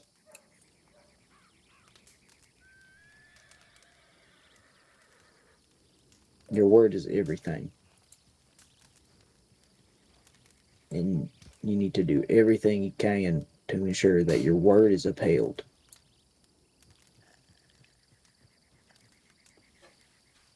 It's all we have. Money doesn't mean shit. Guns don't mean shit. Just your word.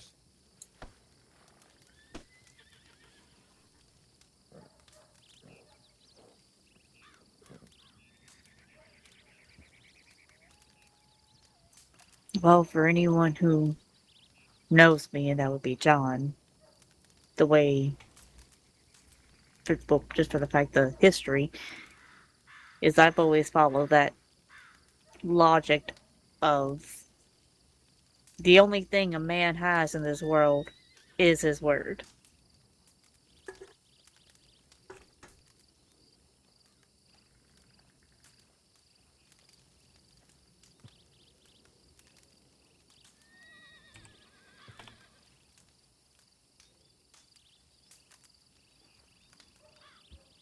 It is.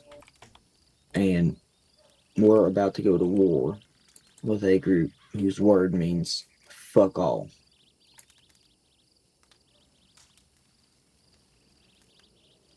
There's only one thing the pillars value, and it is money. The pillars have left their own to be arrested. They have abandoned their own. I think that's another thing people may not like about us is that we have our loyalty to one another.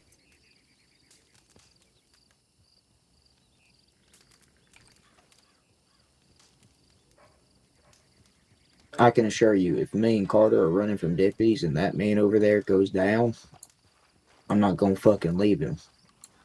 The first time Carter took me up to Bear Paw, he just told me to run. What did I do, Carter? Because we had a bear coming. You might be thinking.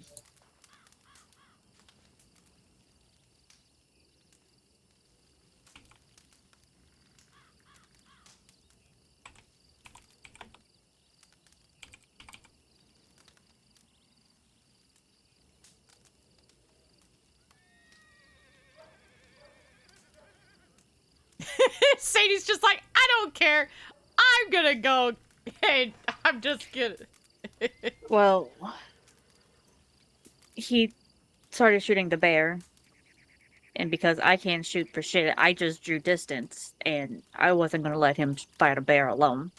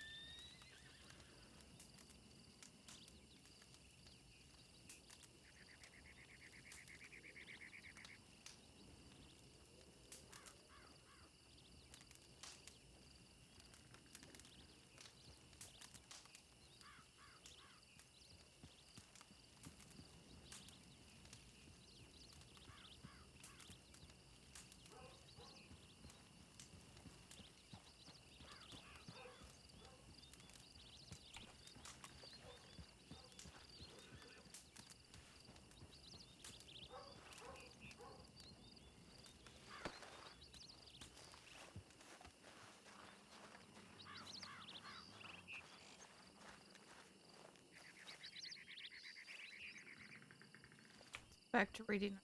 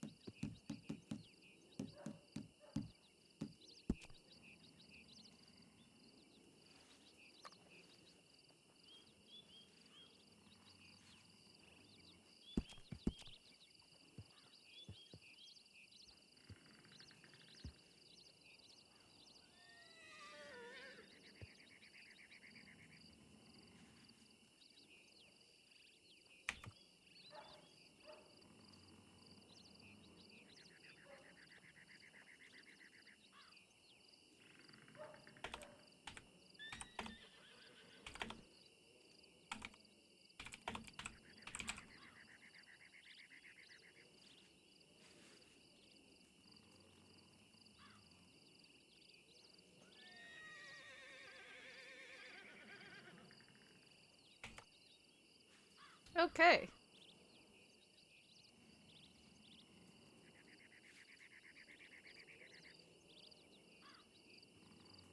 Harder. I'm sending this letter sooner than I intended because I do not believe we have the luxury of time anymore. The situation inside the Saints camp has changed. The tension that has been building for months appears to be reaching me. Let's see.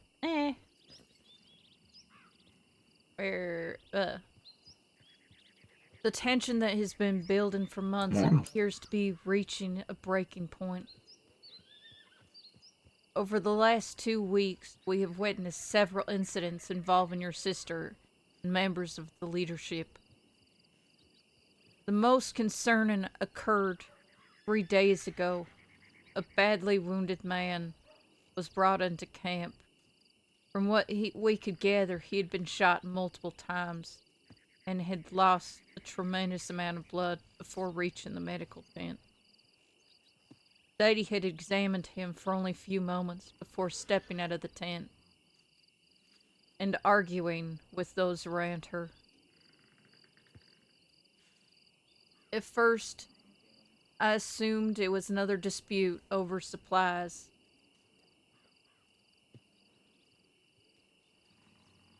But now I strongly believe that wasn't the case.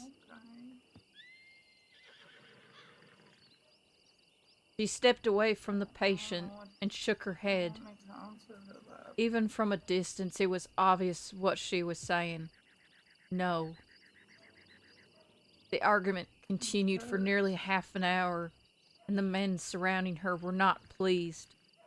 Silas, in particular, became aggressive, and at a certain point, backhanded her in the face. Yet she still stood her ground for long enough that I found myself genuinely worried for her safety. Eventually, another member of the camp intervened and dragged the argument elsewhere. The wounded man died shortly afterward, and word is that he was septic.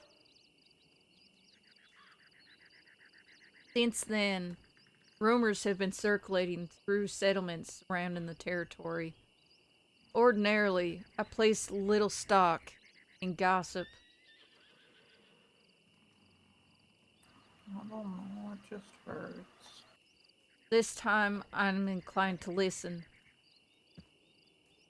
Multiple sources claim the soul-crushing saints have quietly begun searching for another physician. Not openly or publicly. It's like very quietly. dull headache. Damn it.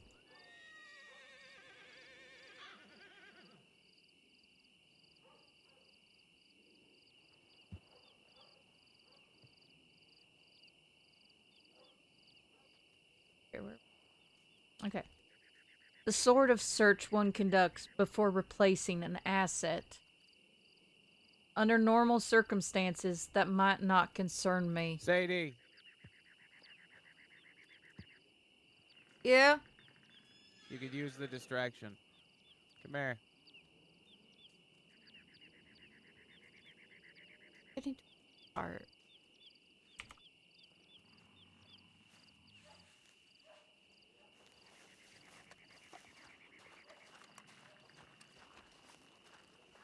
I think I'm gonna go lay my head down. Can you check?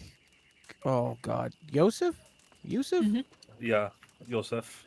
Could you check Yosef over? Have a good rest, Please. Lux. Thank you. Y'all have a good rest of your evening. See you around. Good night, Lux. Come over this way. I'll try not to cry anymore.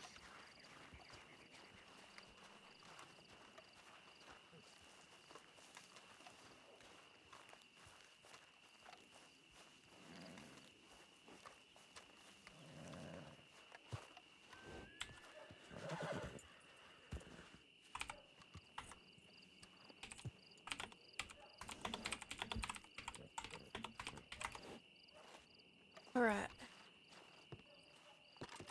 Here it's a little bit cleaner over here. Okay. So what's going on? Wolf fights. Usually I'm pretty close with them, and they like to bite and claw. I think I got one on my side.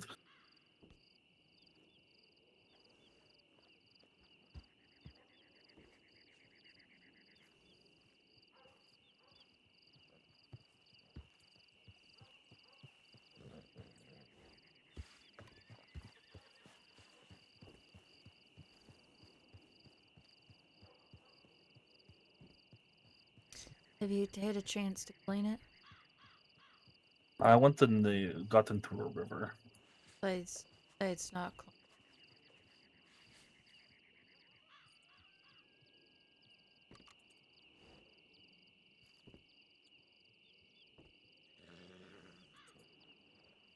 Alright, we're gonna bandage that real quick. I'm gonna take you over to doctor's, okay? Okay. Give me a lot better to do there. I figure.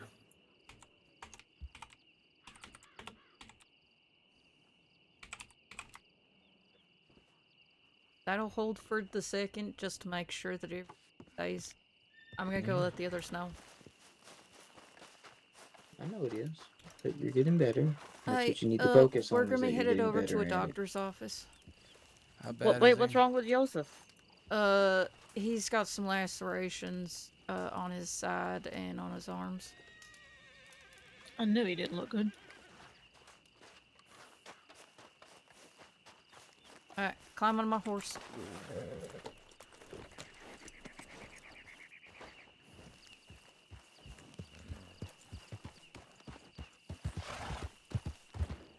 And hold on tight.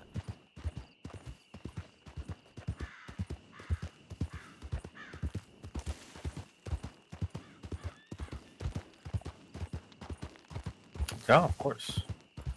Don't want it to fall off.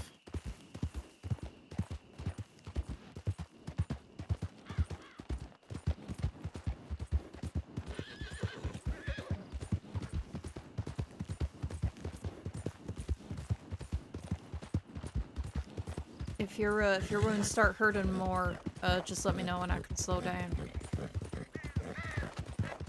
No, you're good. Nothing I'm not used to. Okay.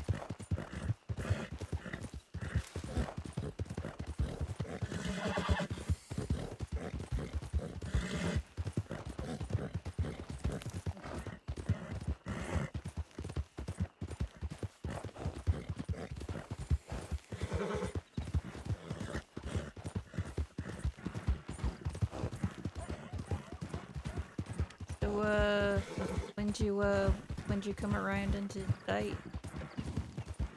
I lived here a long time. I just traveled back to where my wife is usually. I stay there. We run her father's logging company.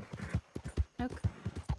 I'm heading through to go to Mexico, get some workers, get a few contracts for building things.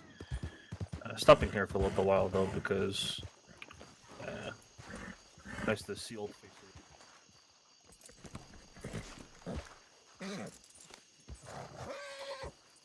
Okay. Go ahead and step inside. Go get yourself a seat on one of the beds. I'm gonna wash my hands and get prepped. Sounds good.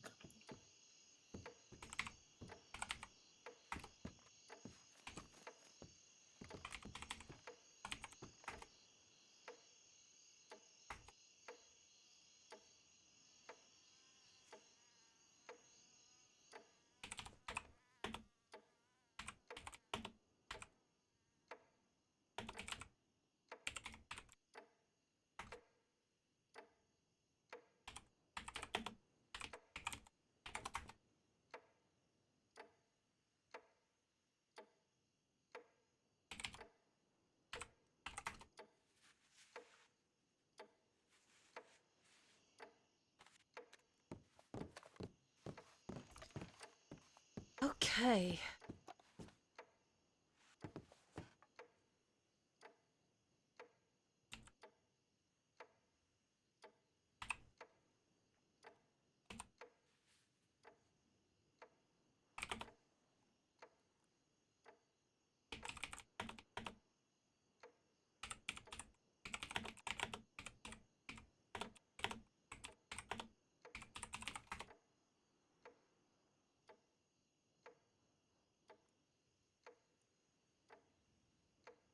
Don't worry, I'm not gonna be stabbing you with no needles.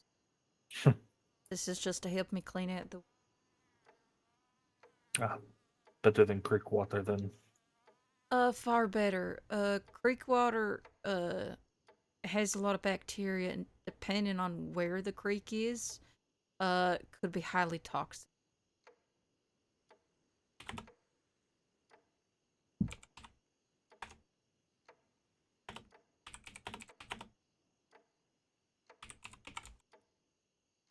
By the way, this is gonna. I don't feel a lot on my arms anymore, so. Your side is also gonna burn. That one I will feel. Well, I'm doing that one next.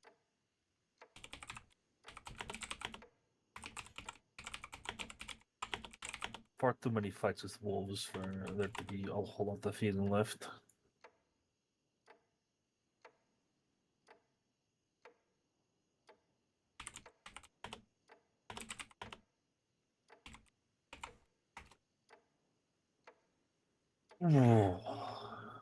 Yeah.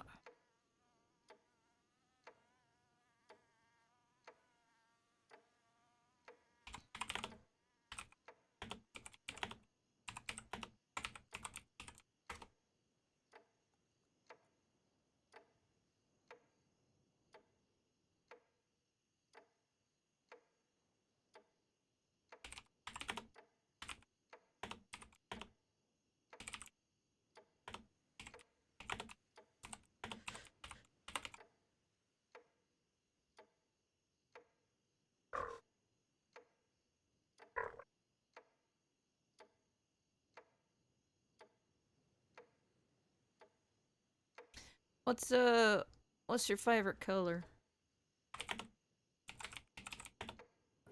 Green. What's that? As the color of my son's eyes. Oh, you've got a son? Mm-hmm.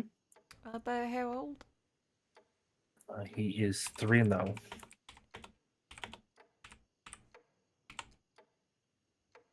Color hair? Ashy blonde like his mother. Oh, that's adorable.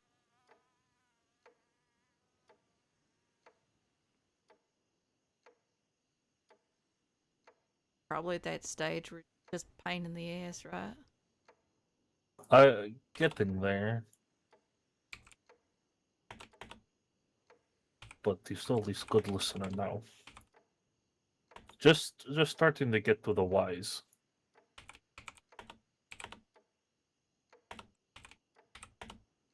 Son, I need you to do this. Why?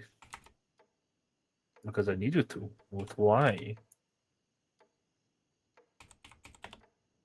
Definitely listens to his mother much more than I.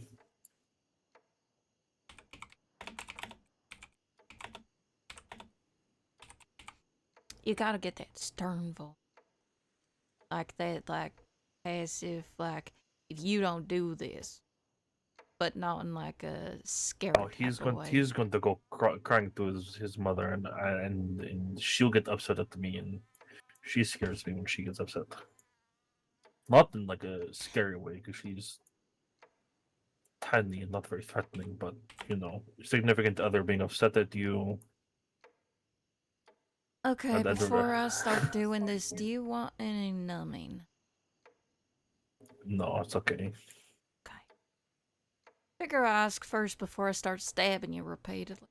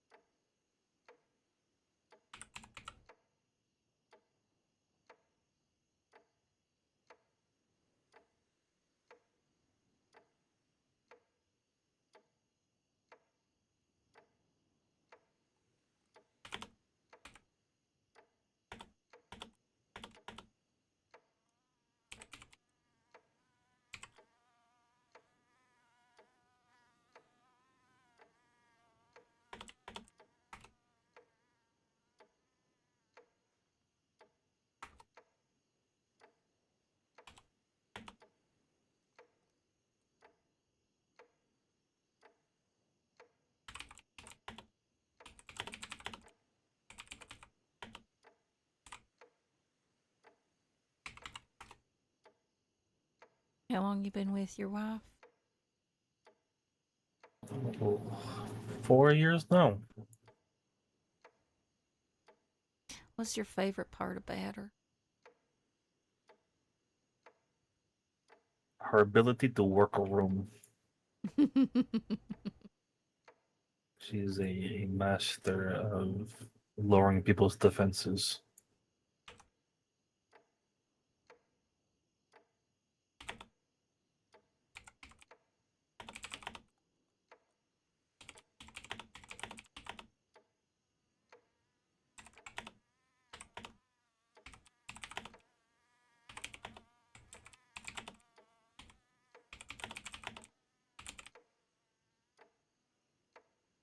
Okay.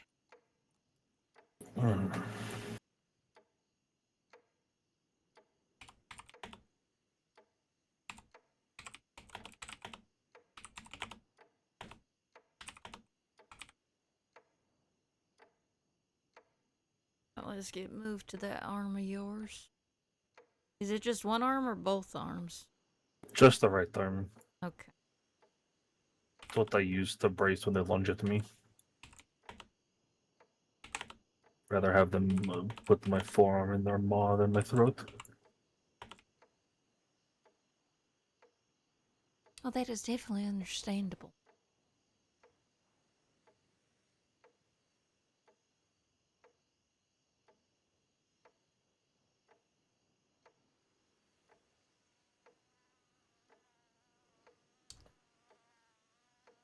Okay, so these are gonna have some muscle damage, meaning I'm gonna have to go in with catgut. Yeah, I figured as much.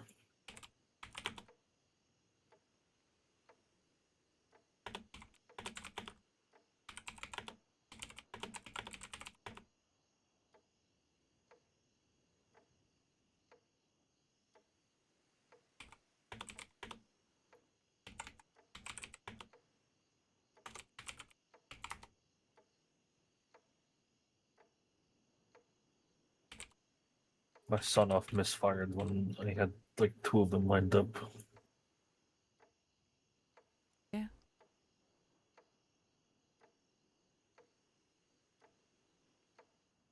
Wouldn't have been as bad otherwise.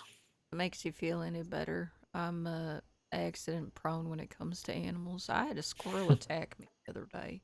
Oh my god. Thing jumped out of the tree and just started trying to like wreak havoc to my hair. I have some scratches down the back of my neck from it, clawing the shit out. Yeah, it's wolves. Sometimes cougars. Every now and then bear, but that's only when I'm up near Hagen and Coulter hunting. Moose? Moose will charge. I've been charged by buck times. Tell you, that's not very fun.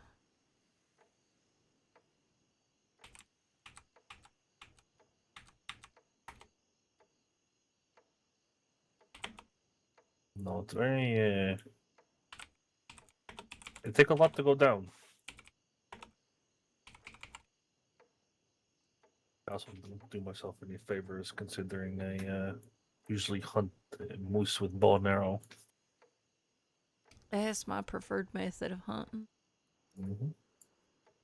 I'd always get looks. I'd say, "All right, I'm going up hunting," and then Coulter, I'll see you later. And they'd be up there mining, and I'd stroll by, and I just have a shirt on and pants, and like, Joseph, are you cold? I'm like, no, I grew up in the mountains near Budapest. This is like my daily life. I said, Joseph, put on a jacket. You're gonna get frostbite. Never got frostbite.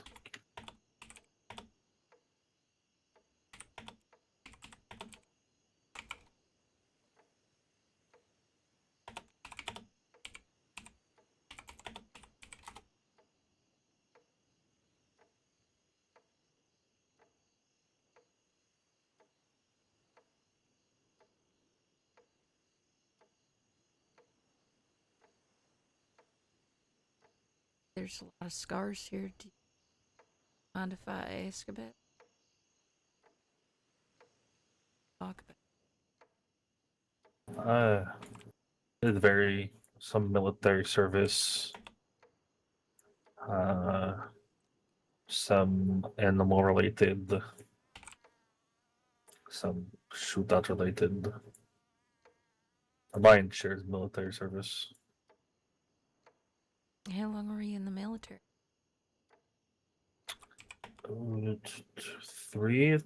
4 years. It was part of the Hungarian Defense Force. Mostly border protection, but every now and then Hungary wanted to expand its borders a little, and you know how that gets when territory becomes dispute. Yeah. Did you have to fight often? Not super often, thankfully, but last time I went out into combat, I got captured by some, I don't even know, mountain bandits, I would call. They weren't organized or really a part of any one nation. That's where most of these scars came from, them trying to get information about the camps and things like that.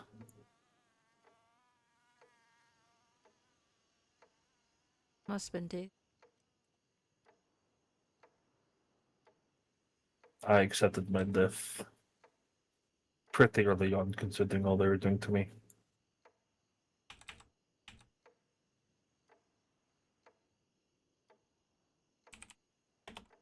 Each day is a blessing, considering what I could have been doing, where I could have been.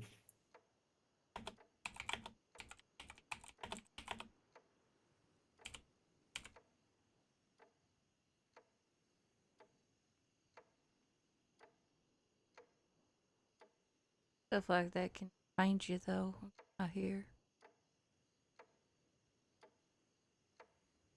Wasn't for my wife, I'd be a much worse person than I am.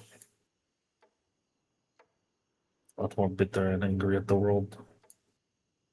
Understand you on that. I definitely understand you on that. I don't know what I'd do if I didn't have my husband.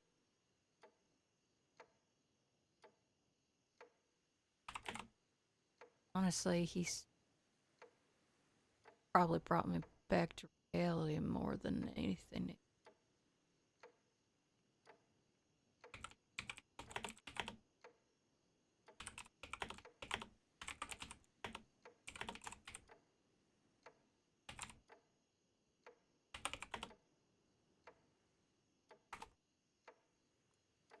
That I understand.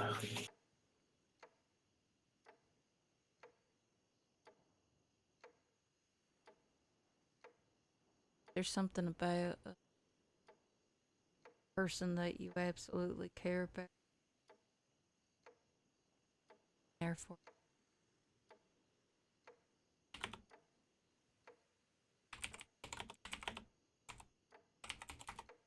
She will always be my rock, no matter where I am.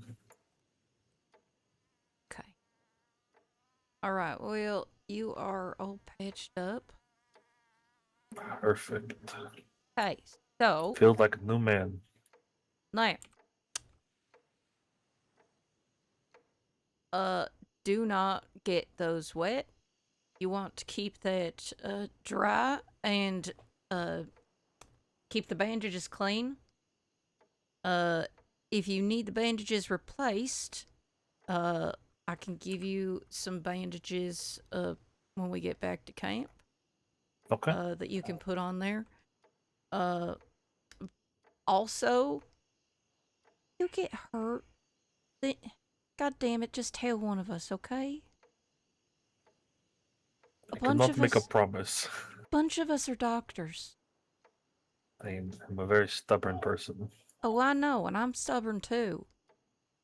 I swear to God, if I find out that you have been sitting and not telling us about an injury, I will throw you into the sun myself.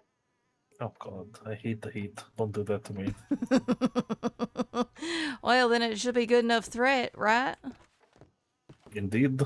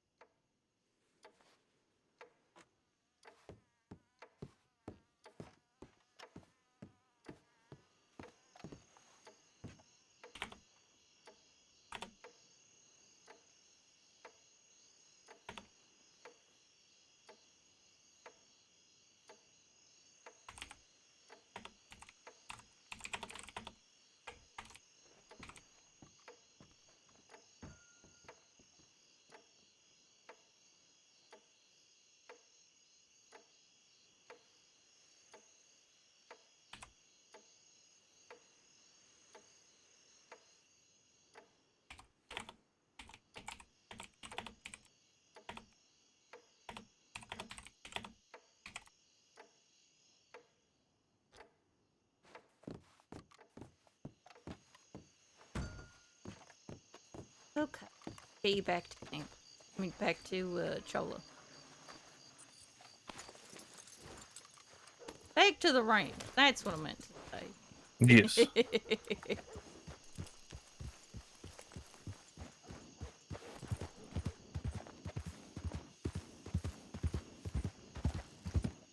So, something that I can do is if you don't want to ask for help,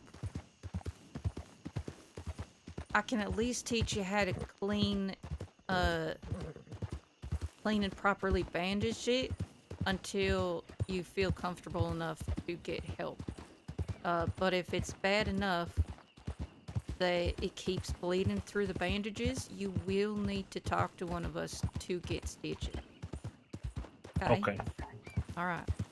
But I can teach you some basic medical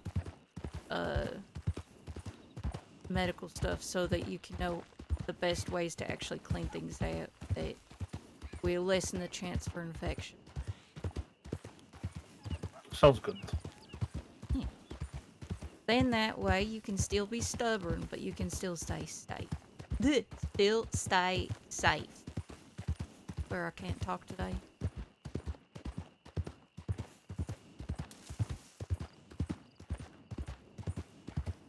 That'll be good. Not the one to ask for help usually, so. No, and I get you. Trust me, I'm stubborn as a mule.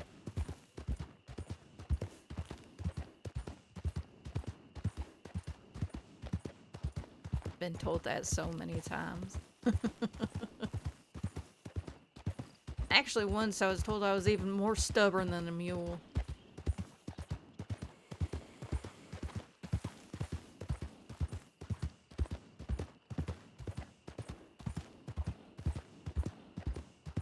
But I can also get you kind of a basic rundown of things that you do need help with and things that you don't need. That would be of great help. Yeah. Yeah, that way you can know when you need to get help versus, you know, just trying to tough it out. Usually ends up how it goes is in pain long enough, eventually someone will notice. Now, as I said, a lot of us are doctors here. One of us will take care of it. Got them all checked out. Yep. Got him sutured up. I'm alive. Good. Well, I mean, you were alive Everyone needs to be beforehand. alive. My wounds will heal better now than normal.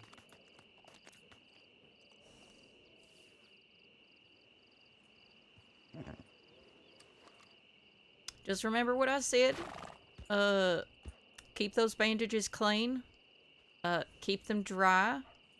You do get them, you do end up getting them wet, you will need to change them out.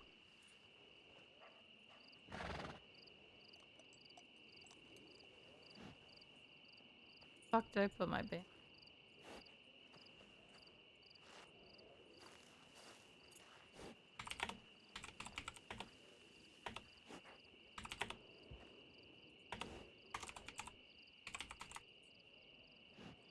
There you go.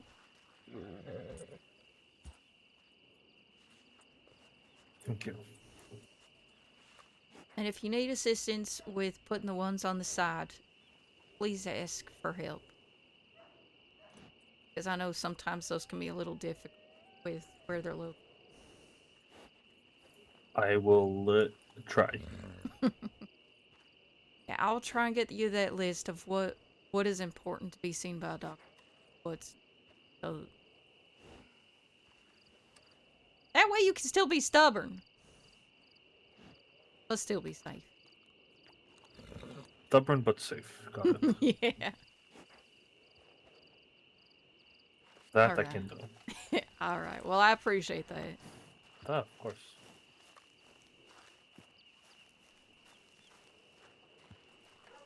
I have no idea where Carter and Abel went.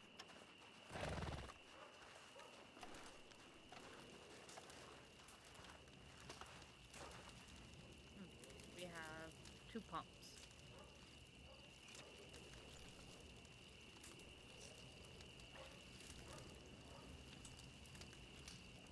We got one right here and one right next to the barn.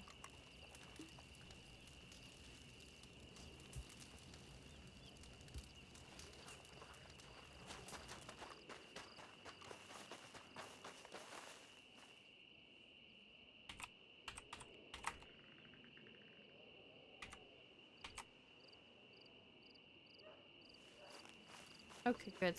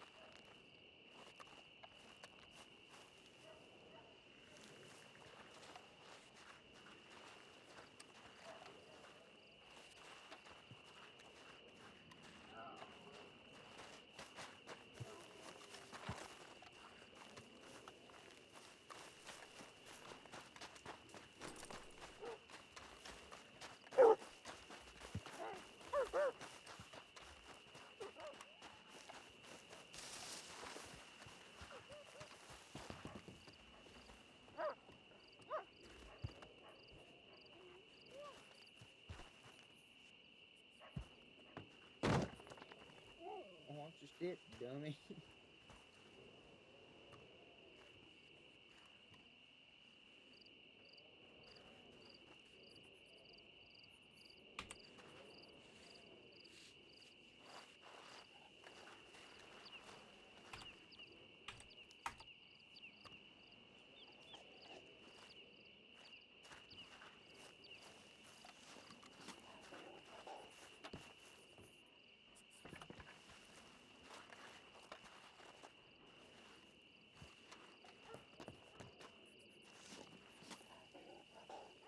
I think I want a foxhound.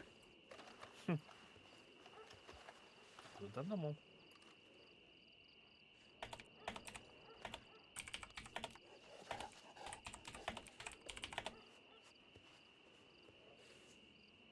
But I can wait on it. If we're about to go to war, I definitely don't want my animals being nowhere near that.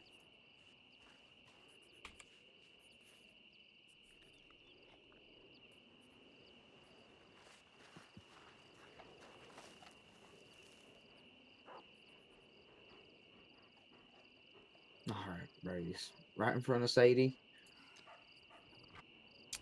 What do you do? He's shitting. Yeah. Oh. I guess I'm tired, because for me, he's still just standing.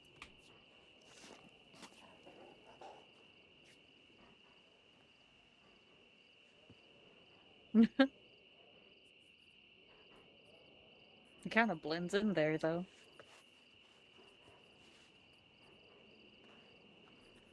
I adopted him.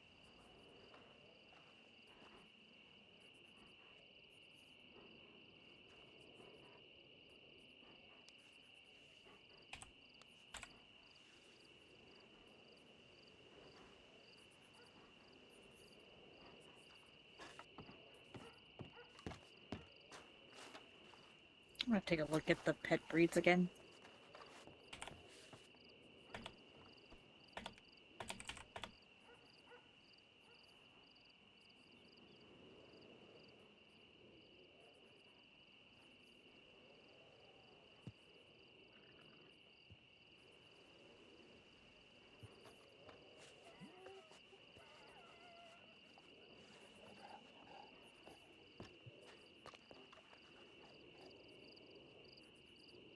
I like how Guy tells me there's only cats. Oh, cats are good on the farm. Keep mice away.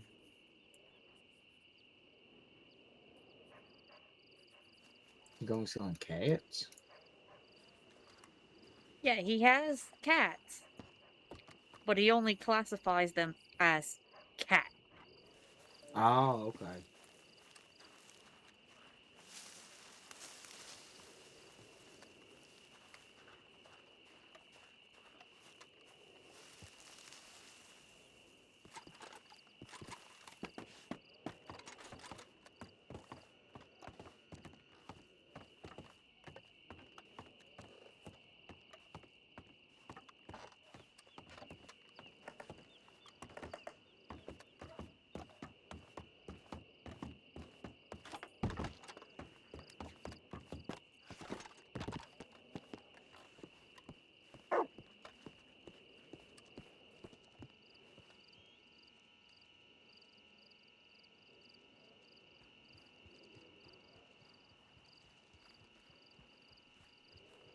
Okay. Get back to our letter.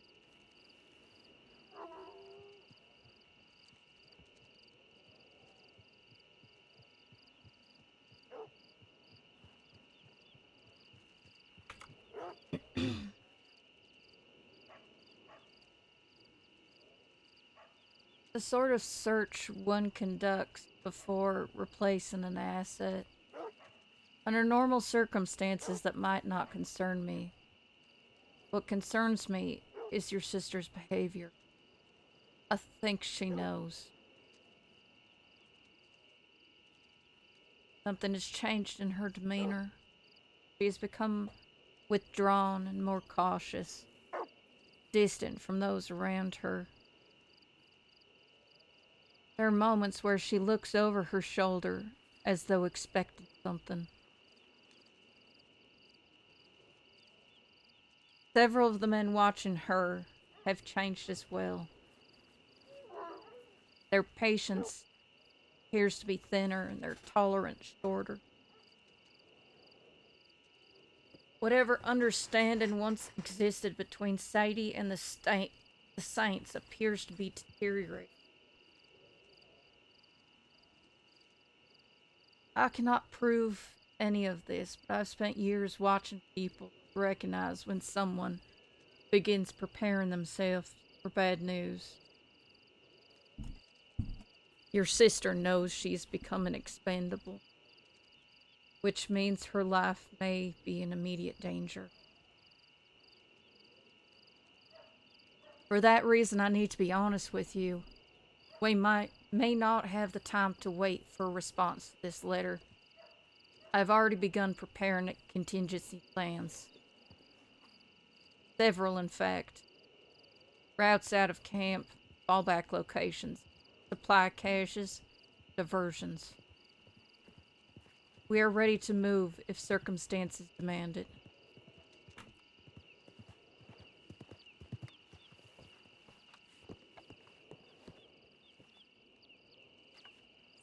Can't see who that is.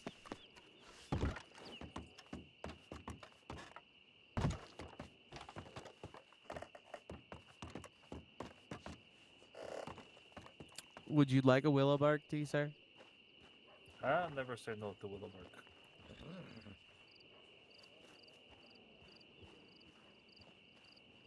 Thank you. I'm pretty sure I just... Yep. Well, Abel, you're eventually going to need that anyway, so... Should things deteriorate further, I may be forced to Hello, make... Gargoyle. Howdy! My god, she's as loud as a fucking gargoyle, too. What do you expect? Yeah, they don't speak, so... What's up, Gargoyle? How are you? I'm up. Real man now? She's not wrong. Can I say it, John? Well, I don't know what you're gonna say, so sure, fuck it. That's usually what James says when you're that high.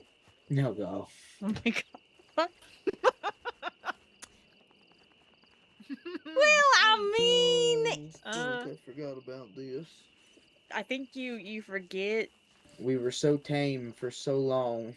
It was You quite forget nice. James is the one who Did you forget likes to who be it is you tied. stayed with?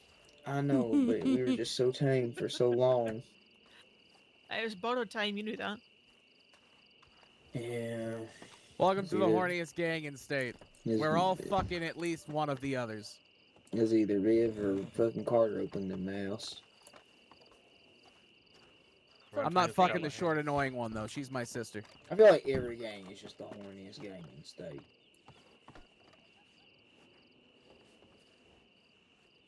I'm fucking the cute white-haired fuck. I did not need to know that. You already knew that. But he makes it obvious. Yeah, they do everything but do it in front of everyone. I mean, we can start if you'd like. No. No. You keep I'm that not to shy. yourself. I don't think Abel is. Oh, I know you're not shy. Is he trying to get me to call him daddy again? Maybe. Didn't say that. Sorry, that's reserved for Abel now. Okay, I didn't say that. Carter, stop trying to get people to call you daddy. I'm not trying to Yeah, get people to fucking call me weirdo. daddy. What? The fuck? What the...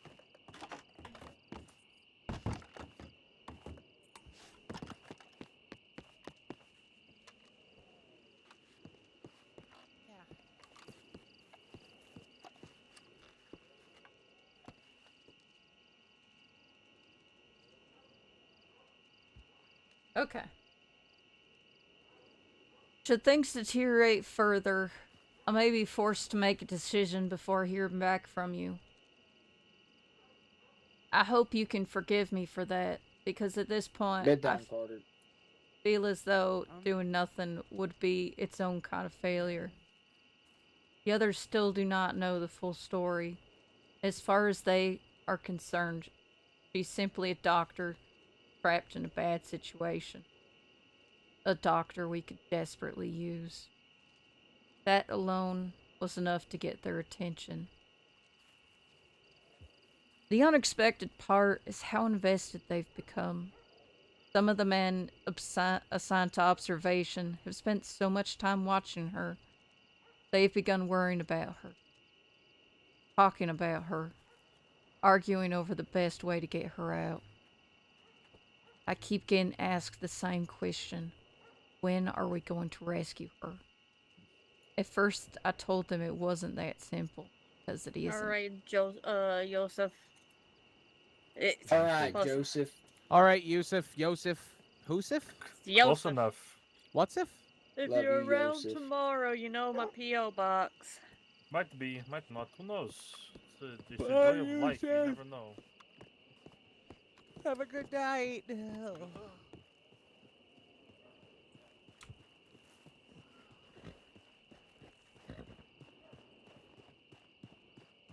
I can't tell them the full reasons why, though.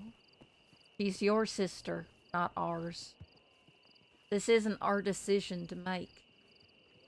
But the longer we watch, the harder that answer becomes. I've seen her spend entire days helping people who could offer her nothing in return. I've watched her fight with men twice her size over the treatment of strangers. I've watched her patch up people she clearly disliked because they still needed help.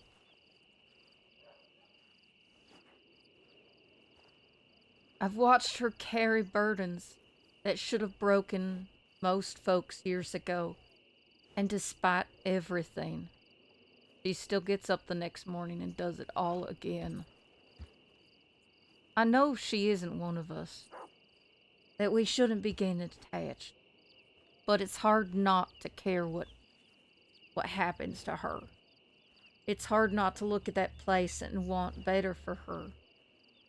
Every day we wait, I become less certain that the waiting is the right choice.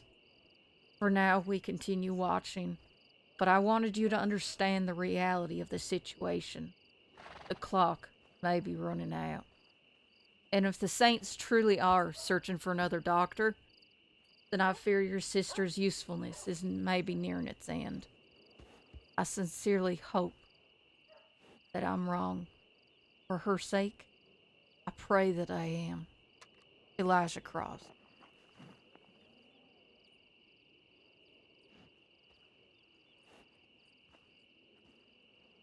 Carter, we were forced to move against the soul-crushing Saints yesterday. Waiting was no longer an option. The situation had deteriorated too far. We believed your sister was out of time. The operation did not go according to plan. A firefight broke out shortly after contact was made. The Saints responded faster than expected, and in greater numbers than anticipated. Both sides suffered casualties, and several were wounded. A few won't be able to fight again for a while. That includes me. We managed to inflict damage, but we were unable to reach Sadie before the situation became bad. Once ammunition started running low, and the Saints began maneuvering around our flanks, I ordered a withdrawal. It was the only way to preserve what remained of our force. We're alive, but barely. We have since fallen back to one of the contingency locations discussed in previous correspondence. My crew is regrouping and preparing for your arrival. Explained as me reaching out for outside help to rescue her.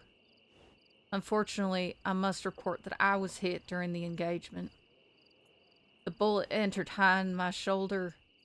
At first I believed it might be a minor wound. I'm less certain now. The arm is weak, and pain is worsening. I suspect infection might be setting in.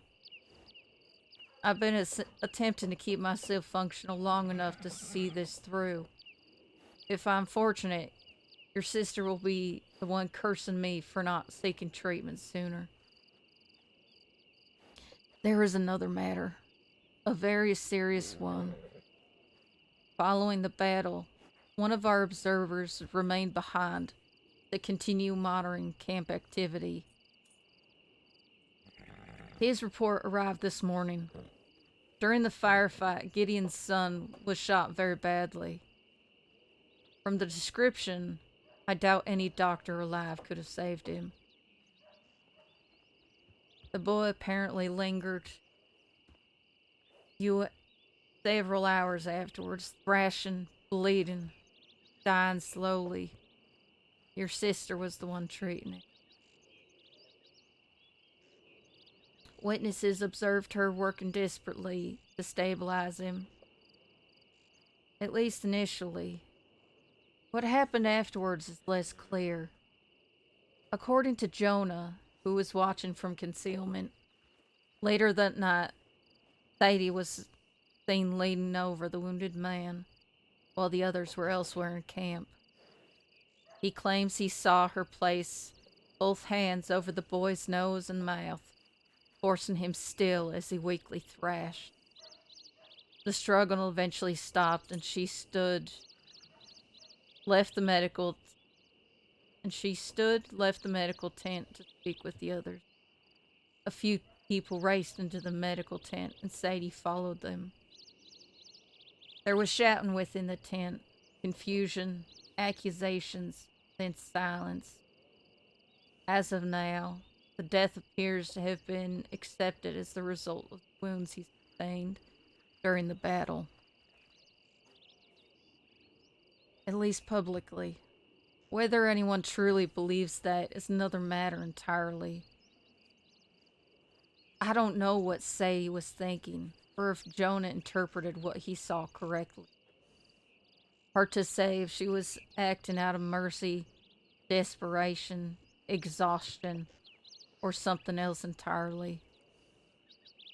What I do know is that if she truly ended Gideon's son's life, intentionally or otherwise, then her position within that camp has become far more dangerous than it already was. There is no world in which that revelation ends well for her, especially not with Gideon. One piece of good news is that camp security appears weaker than it has been in years. The firefights stretched their manpower thin. Several experienced men were killed, others were wounded. Patrol routes have become inconsistent. Guard rotations are irregular. There are gaps now. Real gaps. The kind we've been waiting for. If we're going to get her out, this may be our best opportunity, possibly our last. We're waiting for you, and when you arrive, we will finish this.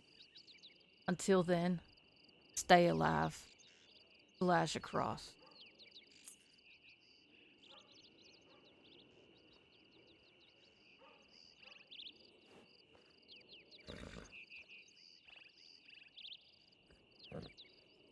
Monka!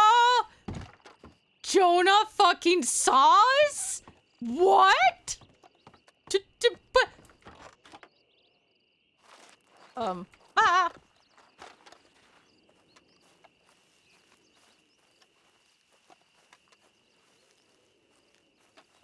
Carter knew all this time.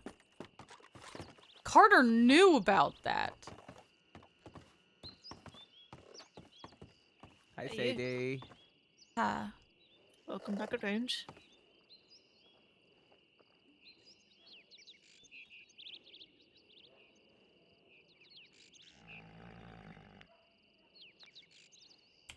Well, now that I have both of you here, I'm sorry for earlier. What are you sorry for?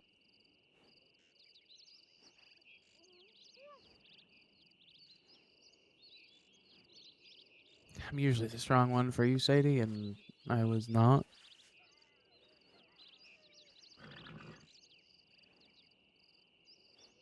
Can't be strong all the time. Sometimes you have to let others be strong for you. It's not the first time I've heard that today. Mm-hmm. It won't be the last. Probably this.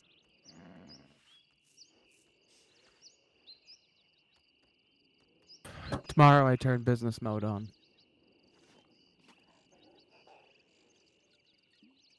I don't think either one of you are going to recognize me for the next month. It'll be what it'll be. Just don't lose the person that we love, eh?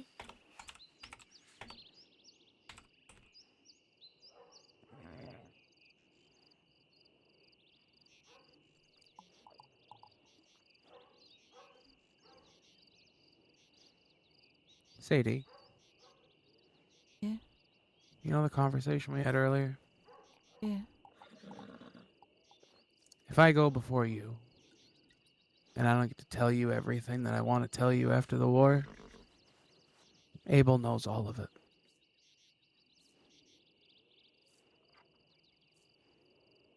He'll tell you.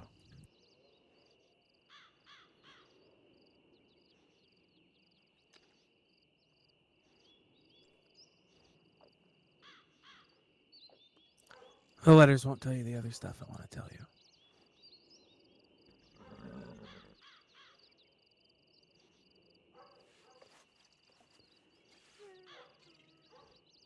New? Hmm? Gideon's.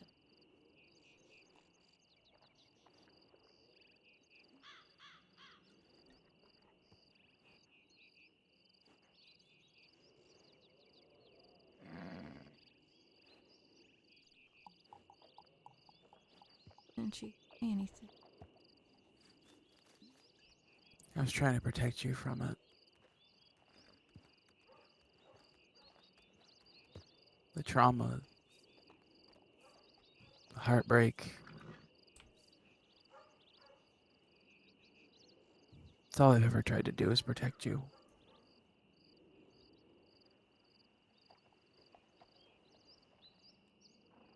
Ever wondered why I hate clocks so much?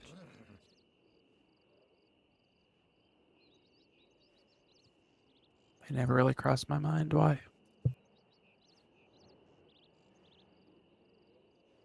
During that moment, and Mommy.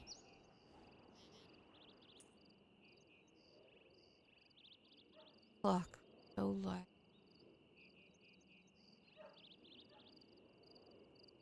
Here was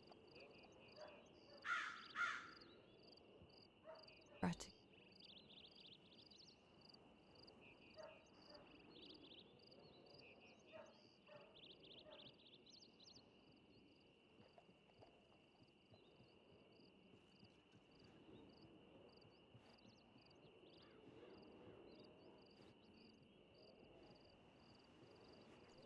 I should have told you I knew a long time ago. telling me now. It's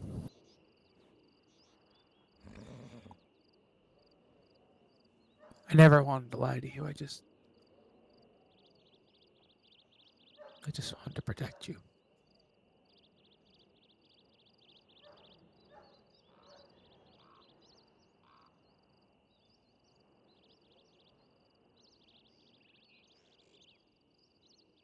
You've been through so much. You don't need to know all the shit that I've done.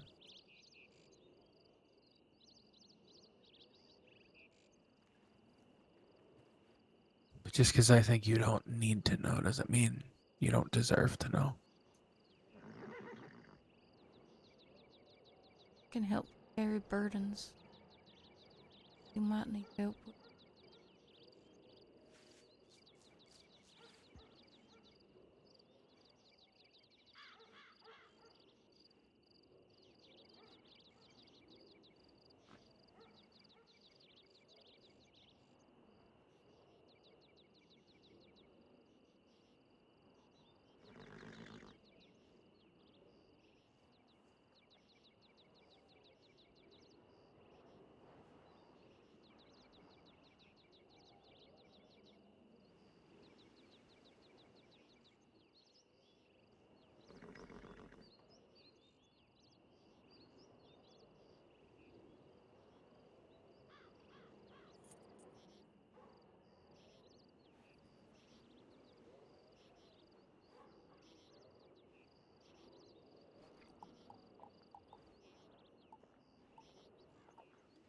Is that a talk you're ready to have right now, Carter?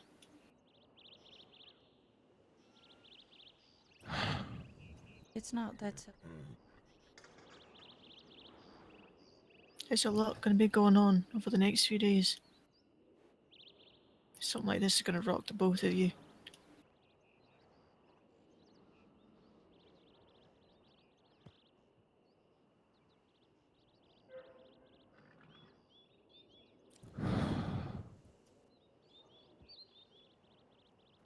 Do what you think is right.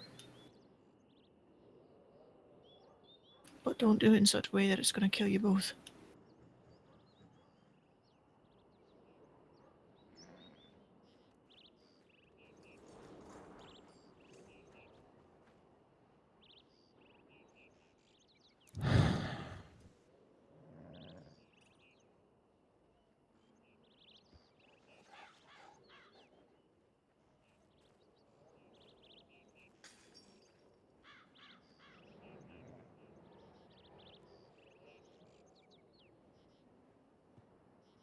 Sadie, what do you know about what happened to Dad? I mean, from what I was told, he ended up drinking too much and got alcohol poisoning and wasn't able to overcome it. Why?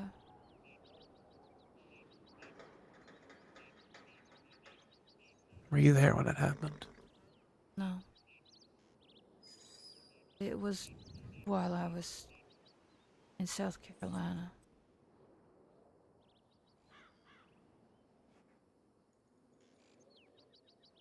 Wish I had been there. Maybe I could have stopped it.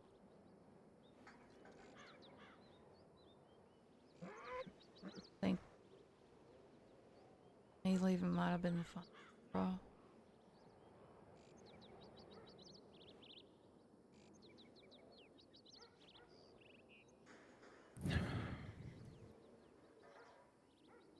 Who told you that story?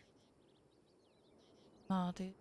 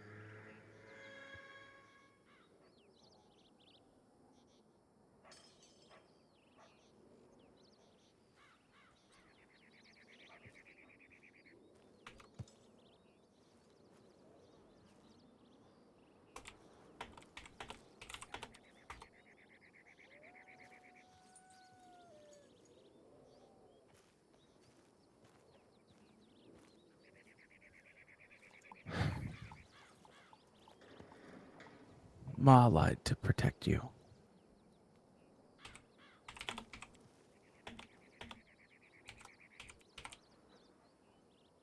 What? What do you mean? It's not how he died.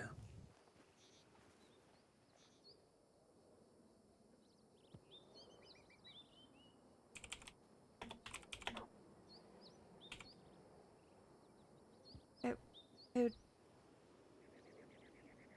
died?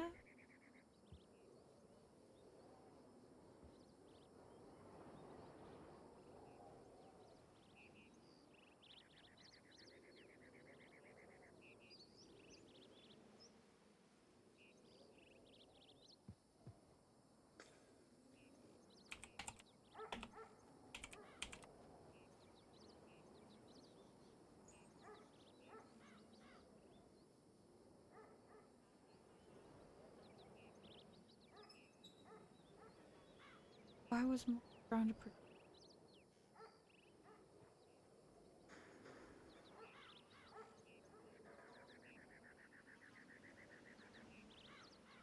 She found him.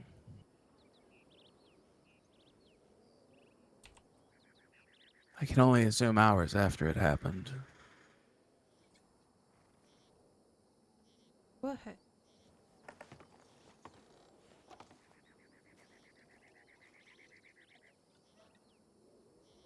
I went home. I watched the house for 3 days.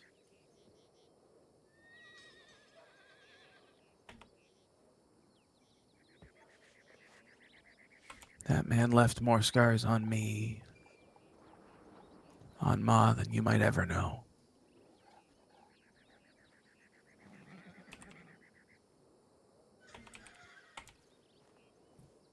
I watched her go to the store. I snuck in the back. Oh no. What the? What? He told me I wasn't his son. That I was a fucking disappointment.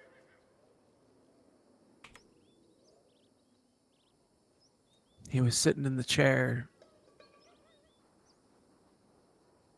drinking a bottle of fucking rum.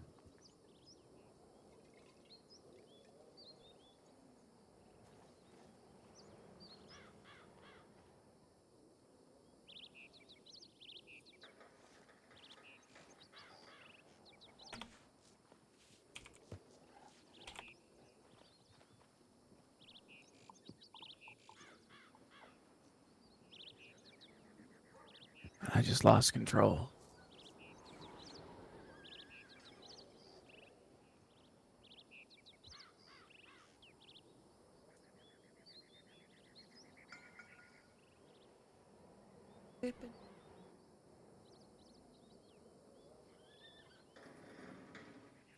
He tried to get up out of the chair to come at me, and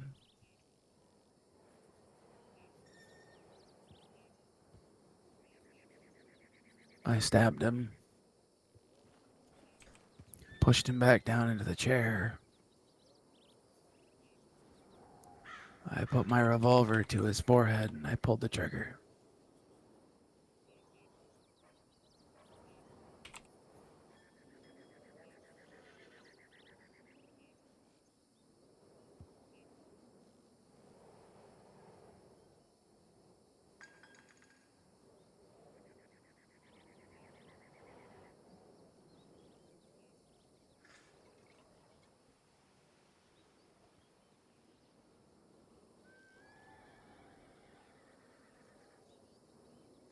I destroyed our family, Sadie.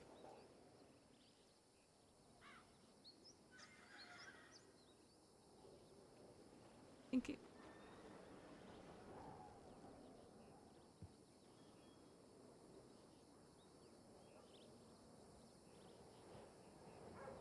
Maybe you're just special.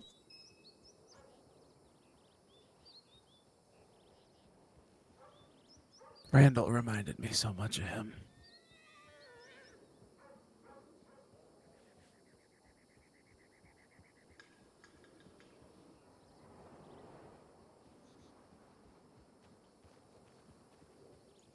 Seem like the favorite.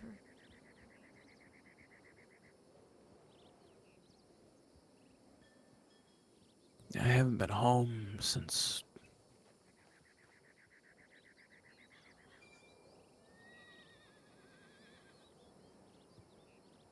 see Ma since I left. The first time. Carter, love.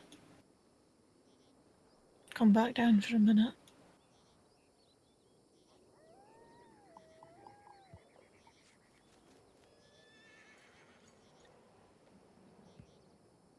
A few months ago, I rode home.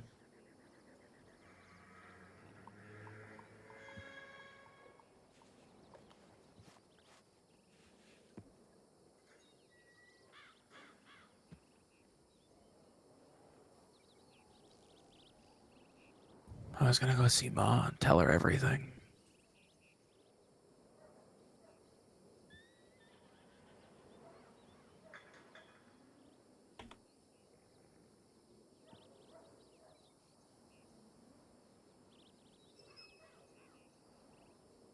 Before I could get there, I stopped in the South End to see some old friends, and they told me they were doing a bank job in Charlestown. You know me, I can't pass that up. So I was gonna go ride to see Mom. Day before. And on my way there, I ran into Randall. My God. Sadie, come round this side, love.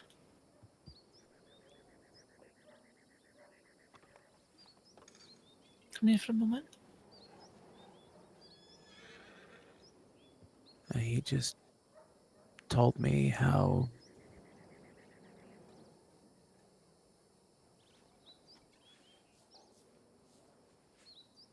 much of a disappointment to our family I was. He sounded just like him.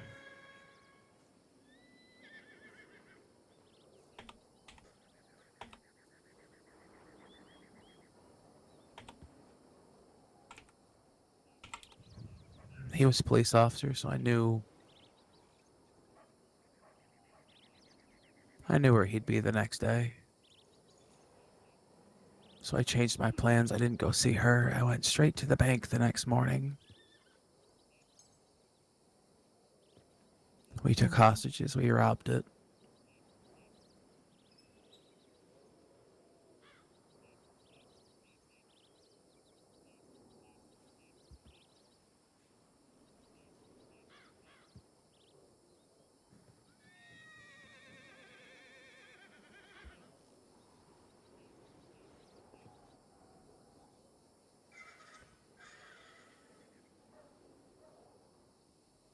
That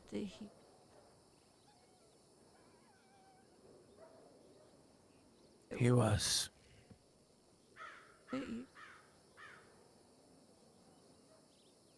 I saw him ride up, and all I saw was our father.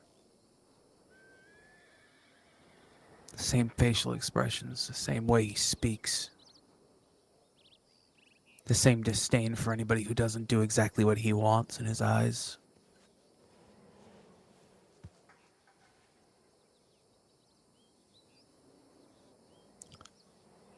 So when the people who were leading the bank job said we're shooting our way out, I put my Lancaster out the window. I aligned the sights right up on him, and when they said fire, I shot one bullet.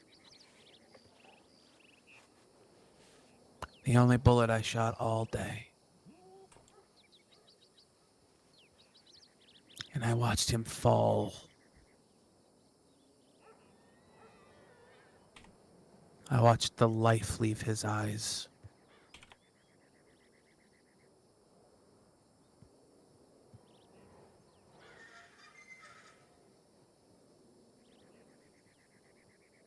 So I ask you the same question I asked you earlier, Sadie. You sure I'm not a monster?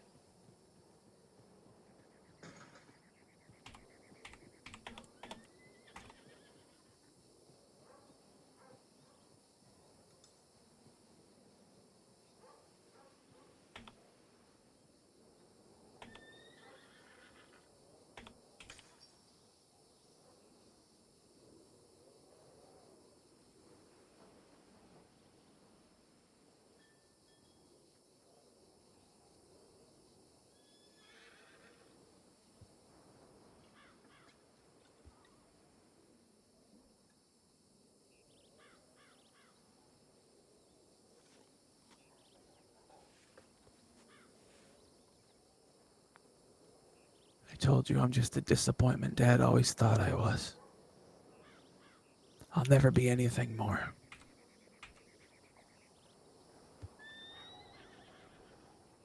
That's not true, Captain, you know it.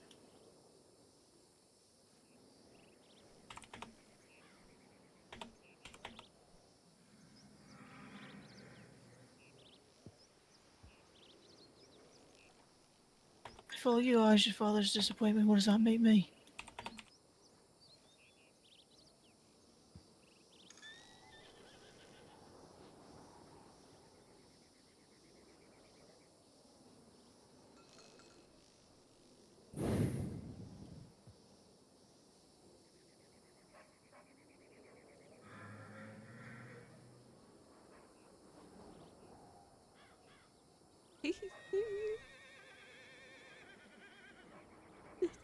That's why you didn't read it.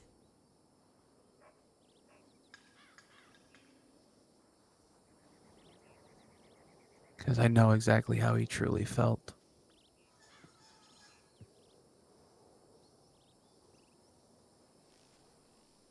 You'll never be more honest than when someone's gun is to your head.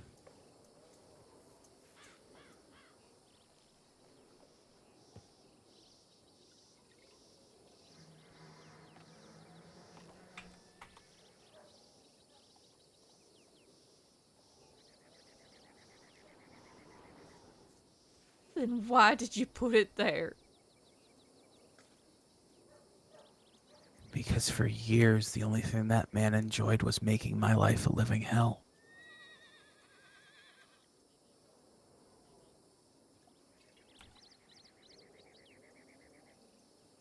When you were young and I was 12,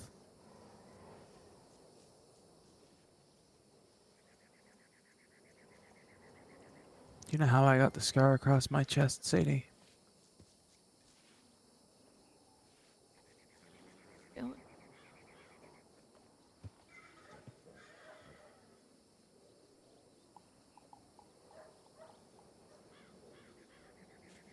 Are you thinking of the one that goes from my shoulder down to my hip? What did I tell you I did?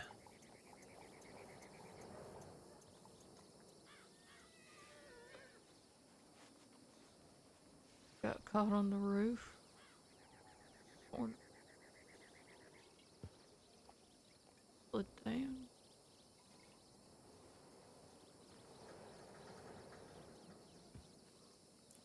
Even in death, I protected that man, even though he didn't care about me.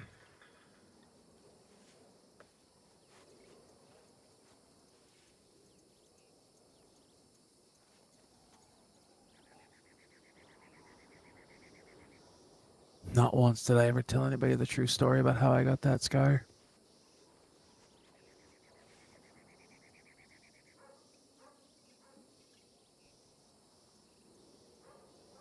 You ever see Dad coming home late at night, drunk off his ass, pissed off? He used to go down to the bar room, Copley Square. He'd play cards.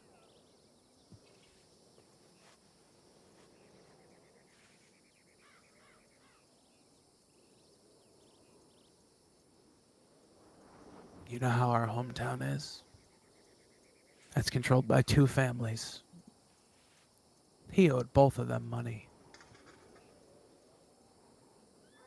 He offered me up as payment for free work.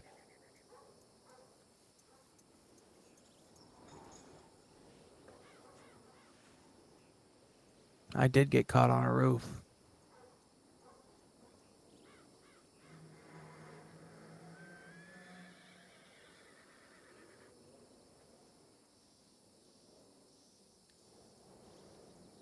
But I was there because of our father.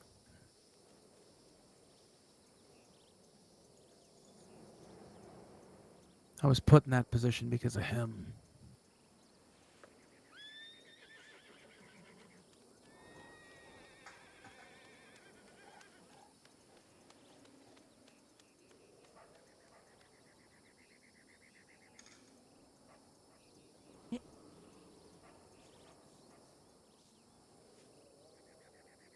When you'd go to bed,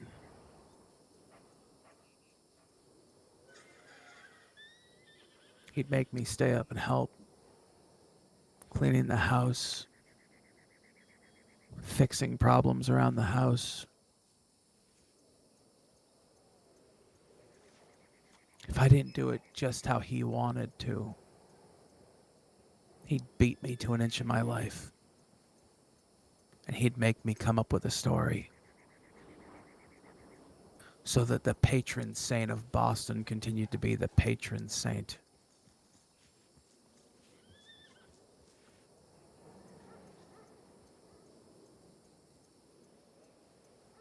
And for Ma, I always kept up the charade. I always told the stories. But I couldn't deal with it anymore. Knowing that a monster was looked at so highly by so many people. had to end it. I had to do what needed to be done and show him I was exactly who he thought I was.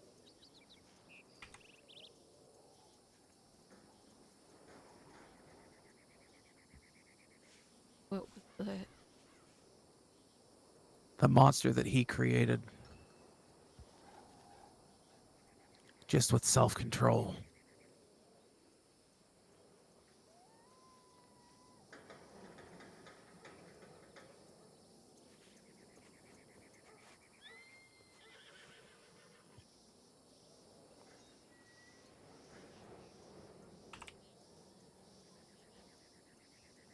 I understand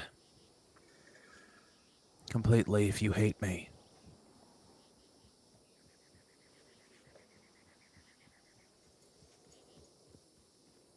But since the day I left that house, the only person I cared about that was still there was you.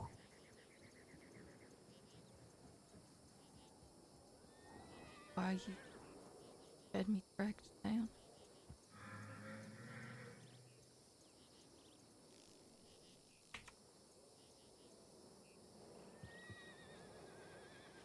I can't keep lying to you. I promised Abel that I would never lie to him. Because of that, the trust that the two of us have in each other is unmatched. From this moment forward, Sadie, I will never tell you another fucking lie.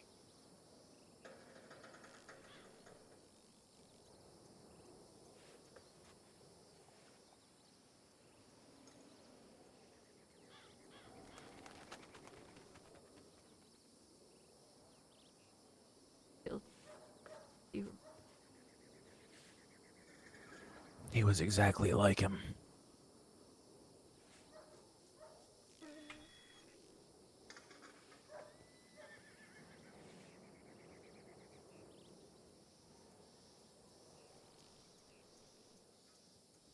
I'm sorry. handle.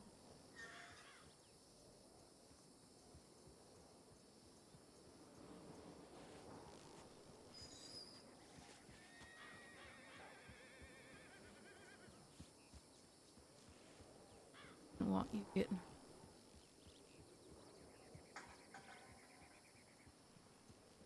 He had a funny way of showing it. All of us have funny ways of showing how we.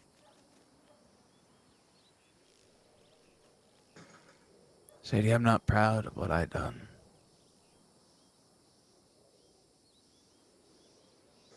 You can ask Abel exactly how I feel. Guess that's different. Monster would be proud of what.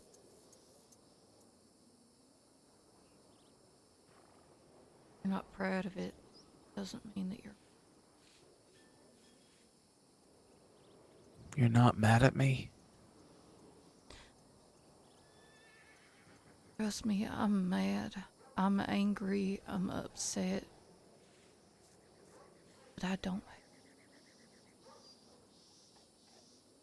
don't think I ever could. Especially for the factor that you're not proud of it. It's something that you regret.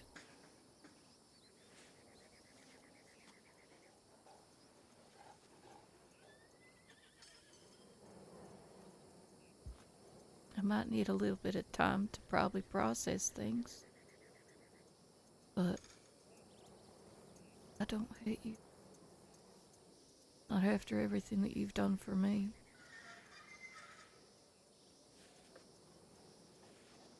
I just can't live with the lie anymore. Glad you told me. I hope that your chest feels a little lighter. Not having all that is. Honestly, it feels like it's about to cave in. I thought you were going to shoot me.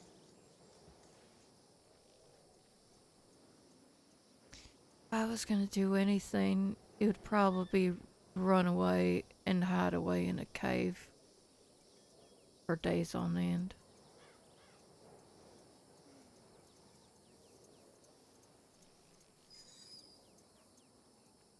I can show you the safest place to do that in if you like. That way, we know you'll be safe, and you can have as much time as you need.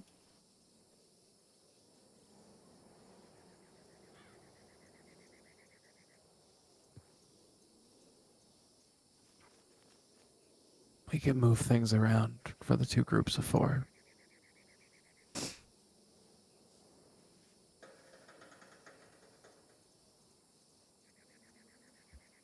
I'm not running away, Carter.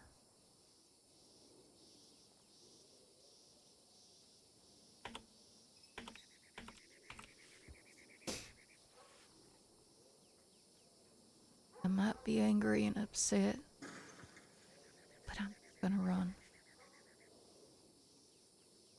I made a promise. Made a promise that I was gonna protect you, keep you from getting in trouble, getting hurt, possibly getting killed.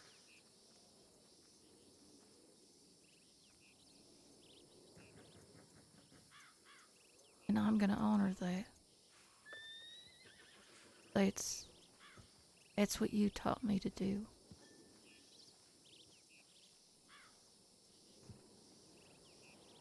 If anyone was really my father, I would say it'd probably be more you than Pa.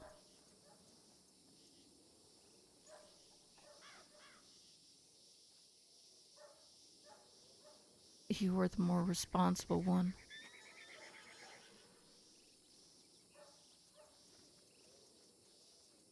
Still remember that day where we were both staring at that stupid window. His Pa playing around in the mud with Randall.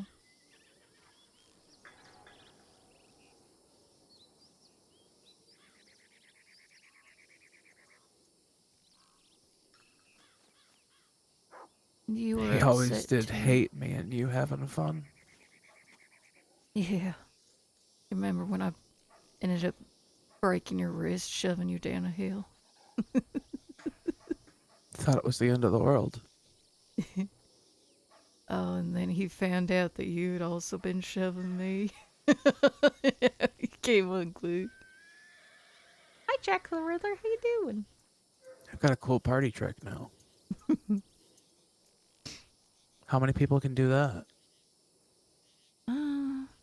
Not too many that I know. My party trick's cooler than yours. What's yours? I can take my leg off. Could you do that? I can take my finger off. Leg's bigger. I think I win. I can stab a. I can kill somebody with my finger. Can you kill somebody with your leg? Can beat him with I'm it. sure if I beat them hard enough. See? Yeah, See? all I gotta there do. you go. All I gotta do CD, is. there you go. All I gotta do is poke you. It's more entertaining to see someone beaten with a leg. Yeah, not gonna lie, because you're getting beaten and kicked and like.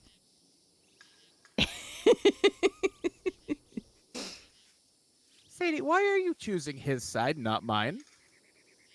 Cause I'm mad at you right now. She'll be back on your side later enough.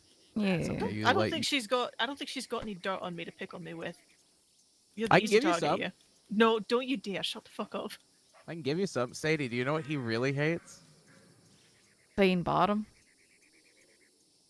No, he loves that. Is this your favorite one? Hold on, let me look at the rim. Doing good.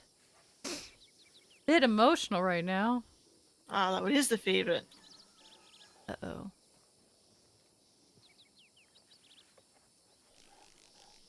Not anymore. It's not.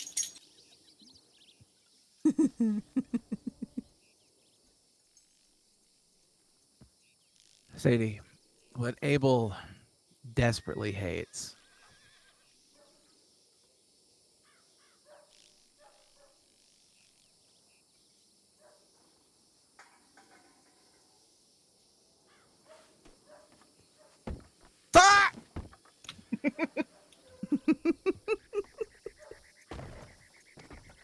Think about your next words, Carter Lavanda.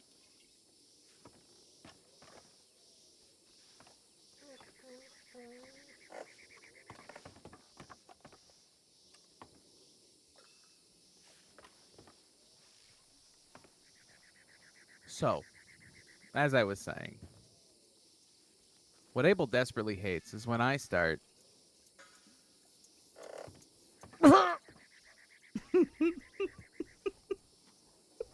What was that, Outlaw? Sadie, cover your ears. I'm an adult. Don't treat me like I'm a child. Nothing, sir. You're damn straight it's not nothing. Mm-hmm. I knew you were a sub. I have a switch. Not tonight, he's not. Love, please let me go. Please let me go. Are you gonna run your mouth? No, I'm not.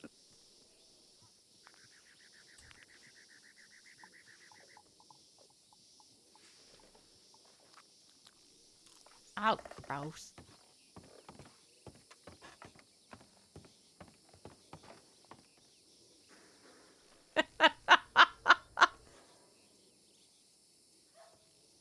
Are y'all being gross over there? You're gonna have to get used to it. But I'm done for the moment. Okay. I did not mean to jump down. Wow. I'll just go fuck myself. Apparently I've started starving. Hold on. I'm gonna stuff my face with food right quick. There we go. Carter. Yes.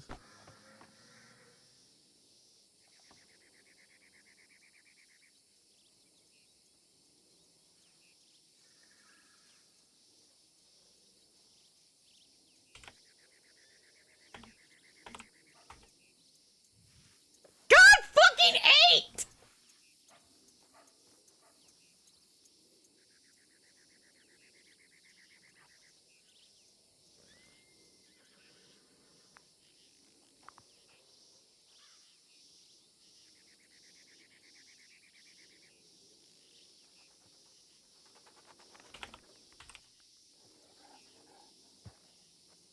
You said my name.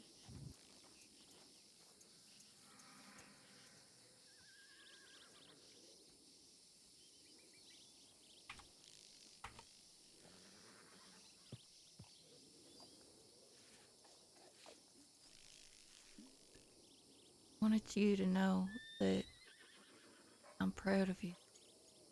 Telling me what you did. Must have been very difficult.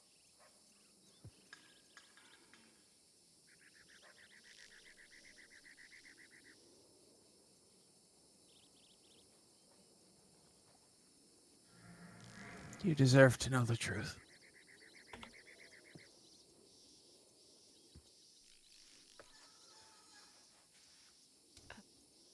Second Jack.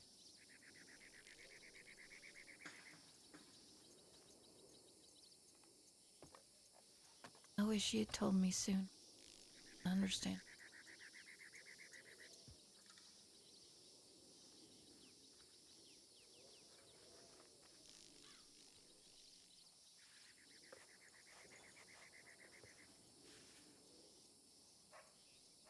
So,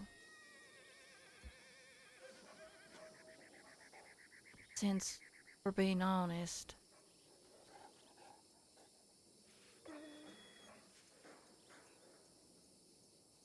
I have a question.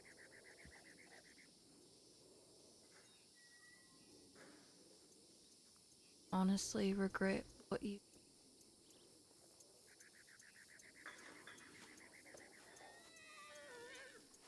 Yes.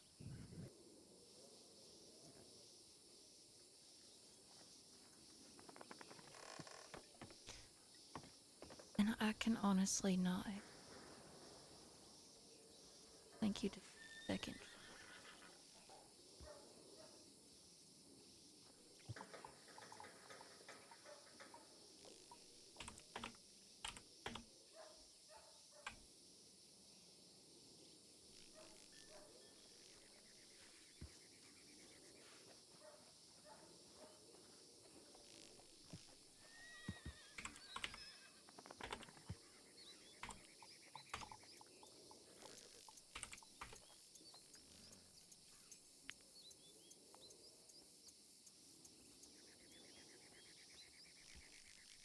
He is hugged.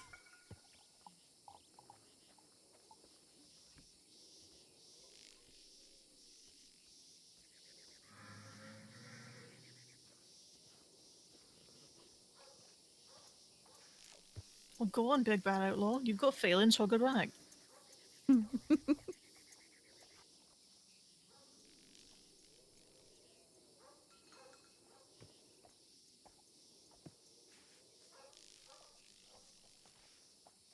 No. It's the thing with it. Doesn't matter. Done. As long as you want to change, are willing to. That is what makes you exactly what I saw.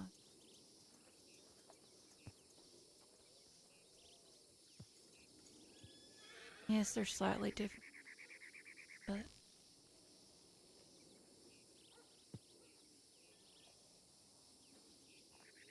I just hope that you don't hate yourself.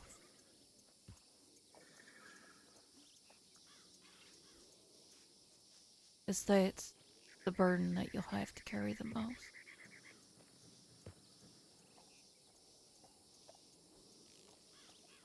Is how you feel about yourself and how to move forward with it.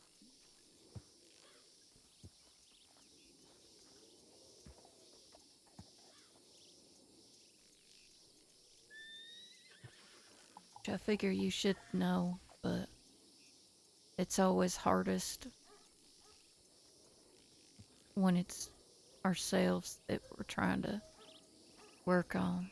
We know the answers, but it's so hard to follow that same advice that we give to other people.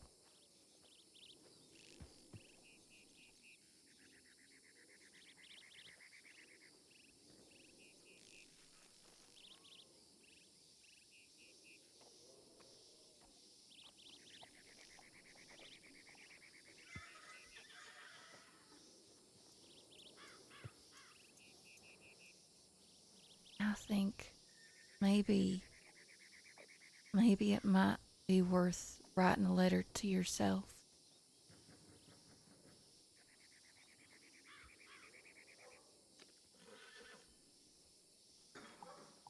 Trying to say the things that you haven't said, the feelings that you haven't shared, frustrations that you haven't expressed. Able to get that out on paper. Allow those feelings to be out there. Be able to feel them and not let them weigh you down.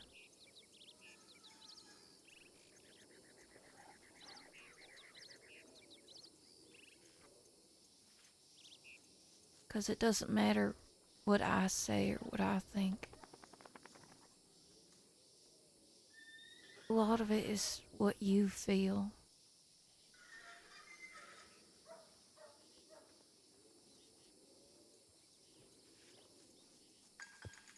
Wait, can you do that for me?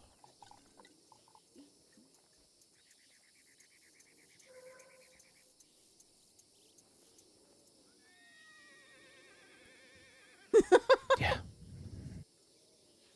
Okay. I know that's going to be a difficult letter to write, but I think out of anybody else that deserves to have that letter, I think you deserve to have it too.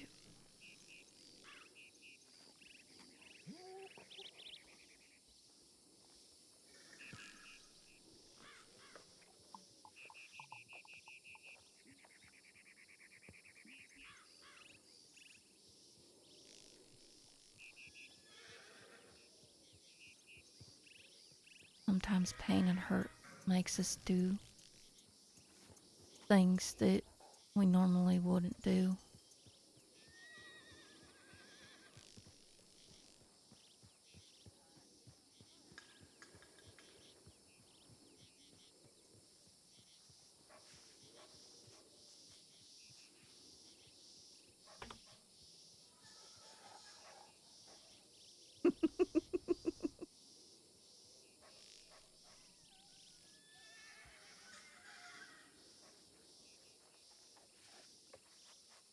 What did I tell you, Outlaw?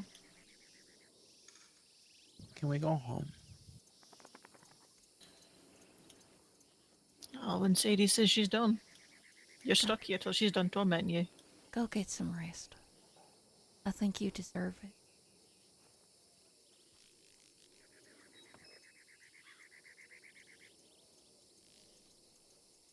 And remember, Carter, there's nothing in the world that can change how much I love and care for you. Because without you, I'm nothing. As I said, you're more of a father than our pa was.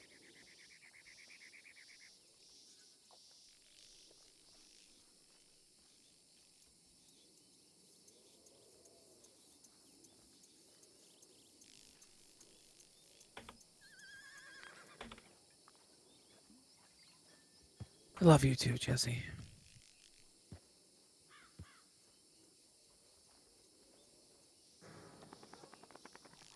Yeah, Cardi. Go fuck this. Oh, you still don't like that nickname? Nope. Abel, don't you ever. Abel Halleck, get on this fucking horse. Give me 2 seconds, alright, you fuckhead? Can I hug you? Yes. Thank you for hearing him.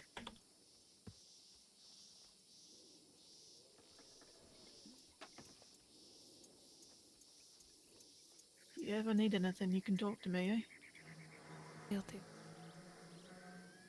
My camp up at Hagen's always open to you.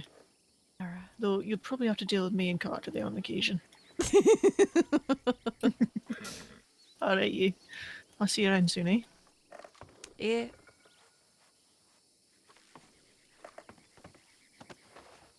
Hey, Abel. Yes? You keep that big dumb lug of yours safe, okay? Oh, trust me, I will. I'll make sure that he takes care of himself, too. Mm-hmm. I promise. Thank you. Good night, Sadie. Good night, Carter. Night, Sadie.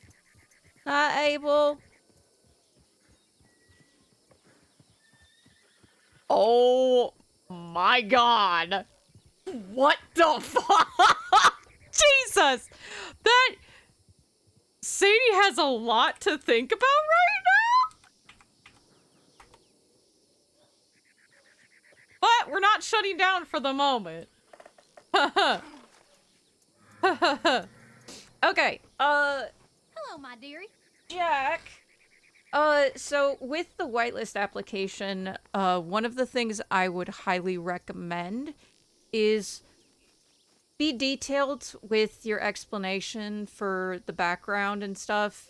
There is some scenario questions, but generally just walking through those scenarios, and, you know, doing your best to play them out as much as possible. Give good descriptions of how you would play that out if it were to happen. So it doesn't matter if, like, it would be part of, like, your character or whatnot. Just, you know, vibe with it for a second, you know? But beyond that, it's probably medium-ish, simple-ish. Just as long as you put effort into it, the effort goes a long way.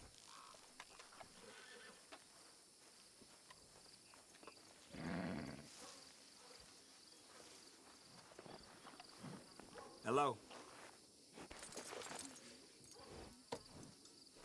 Oh my god.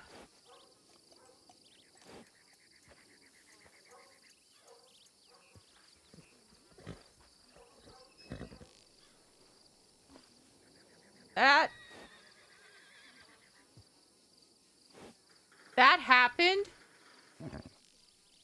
Sadie's just like,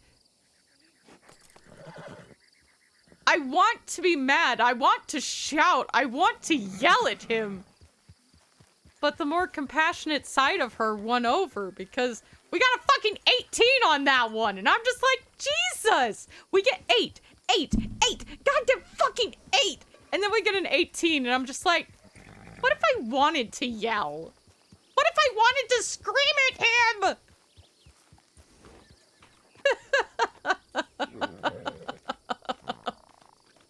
Now Sadie gets attacked at the worst possible time. That would be terrible. That would be terrible. Sorry, Dice said we like Carter.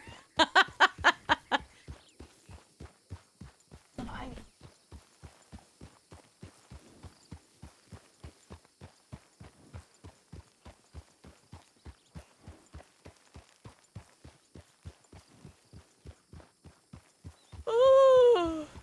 Ugh, nice cool air. I was not expecting to be crying tonight, but that at least helps me with some other stuff that's going on in real life that helps me just get out the emotions.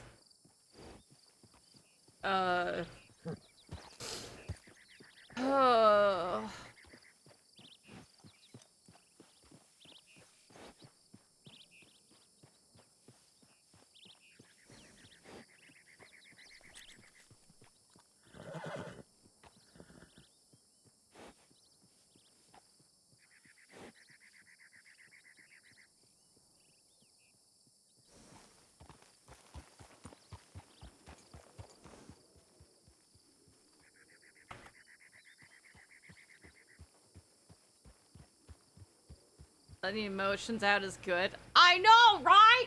God.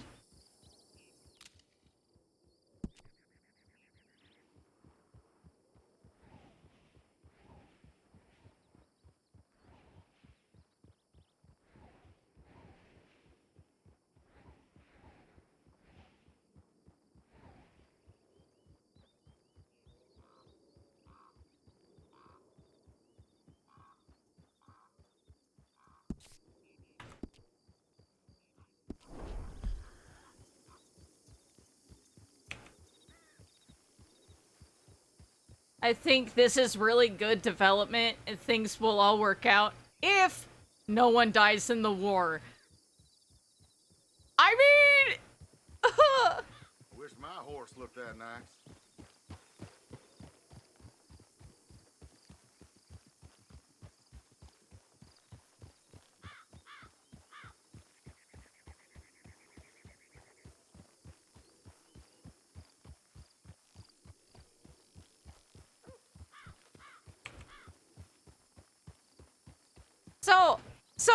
So now the thing is, now Sadie has to process the factor that the death of her father and her brother was caused by her other brother. Like, not caused by, he directly murdered both of them. And so now she's just like, I need to process this.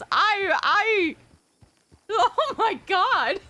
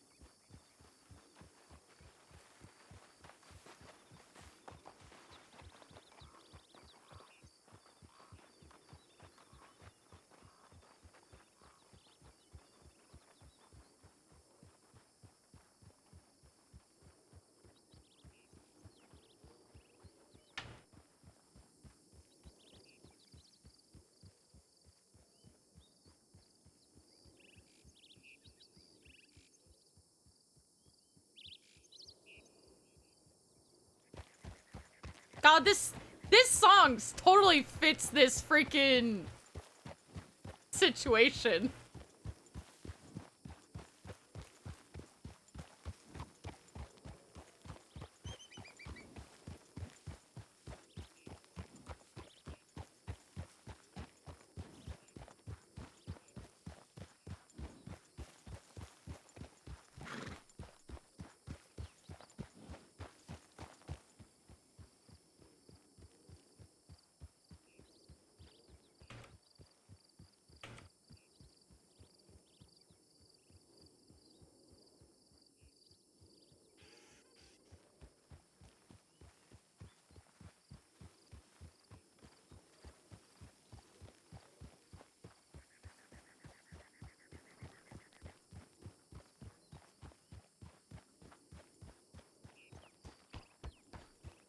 Oh!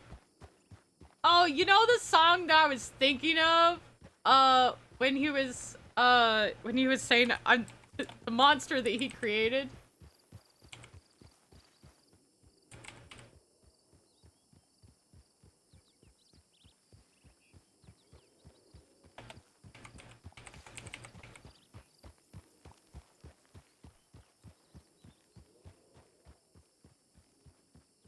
All I could think of was this song.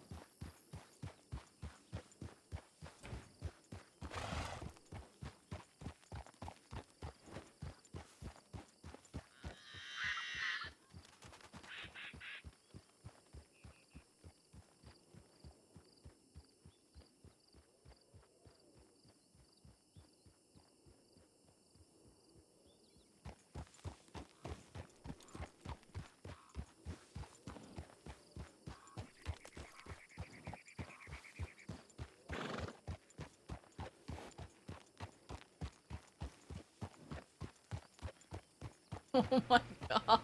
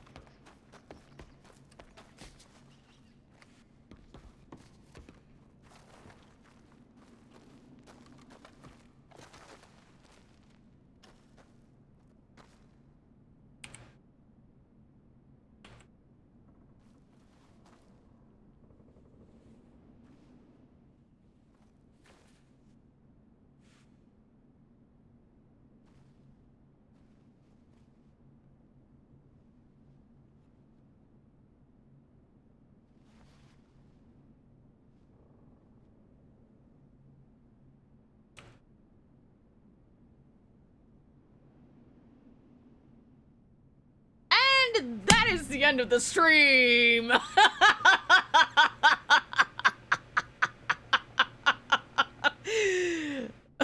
Sadie being like, I'm not running away. And then she's like, I'm just gonna sneak away and just hide in a cave for just a little bit. Just a little bit.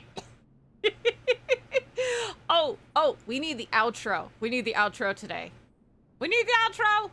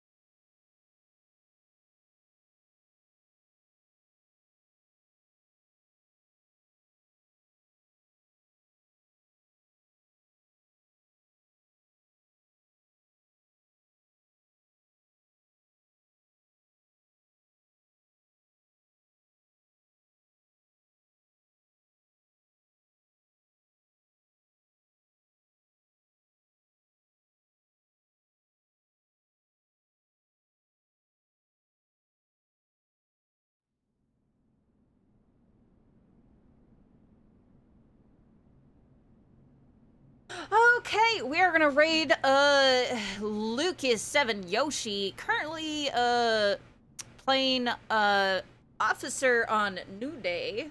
So let's go over there and send tons of love, tons of tons of love. Yeah, do the feel interacting with me? I'm exhausted. Good night, everybody.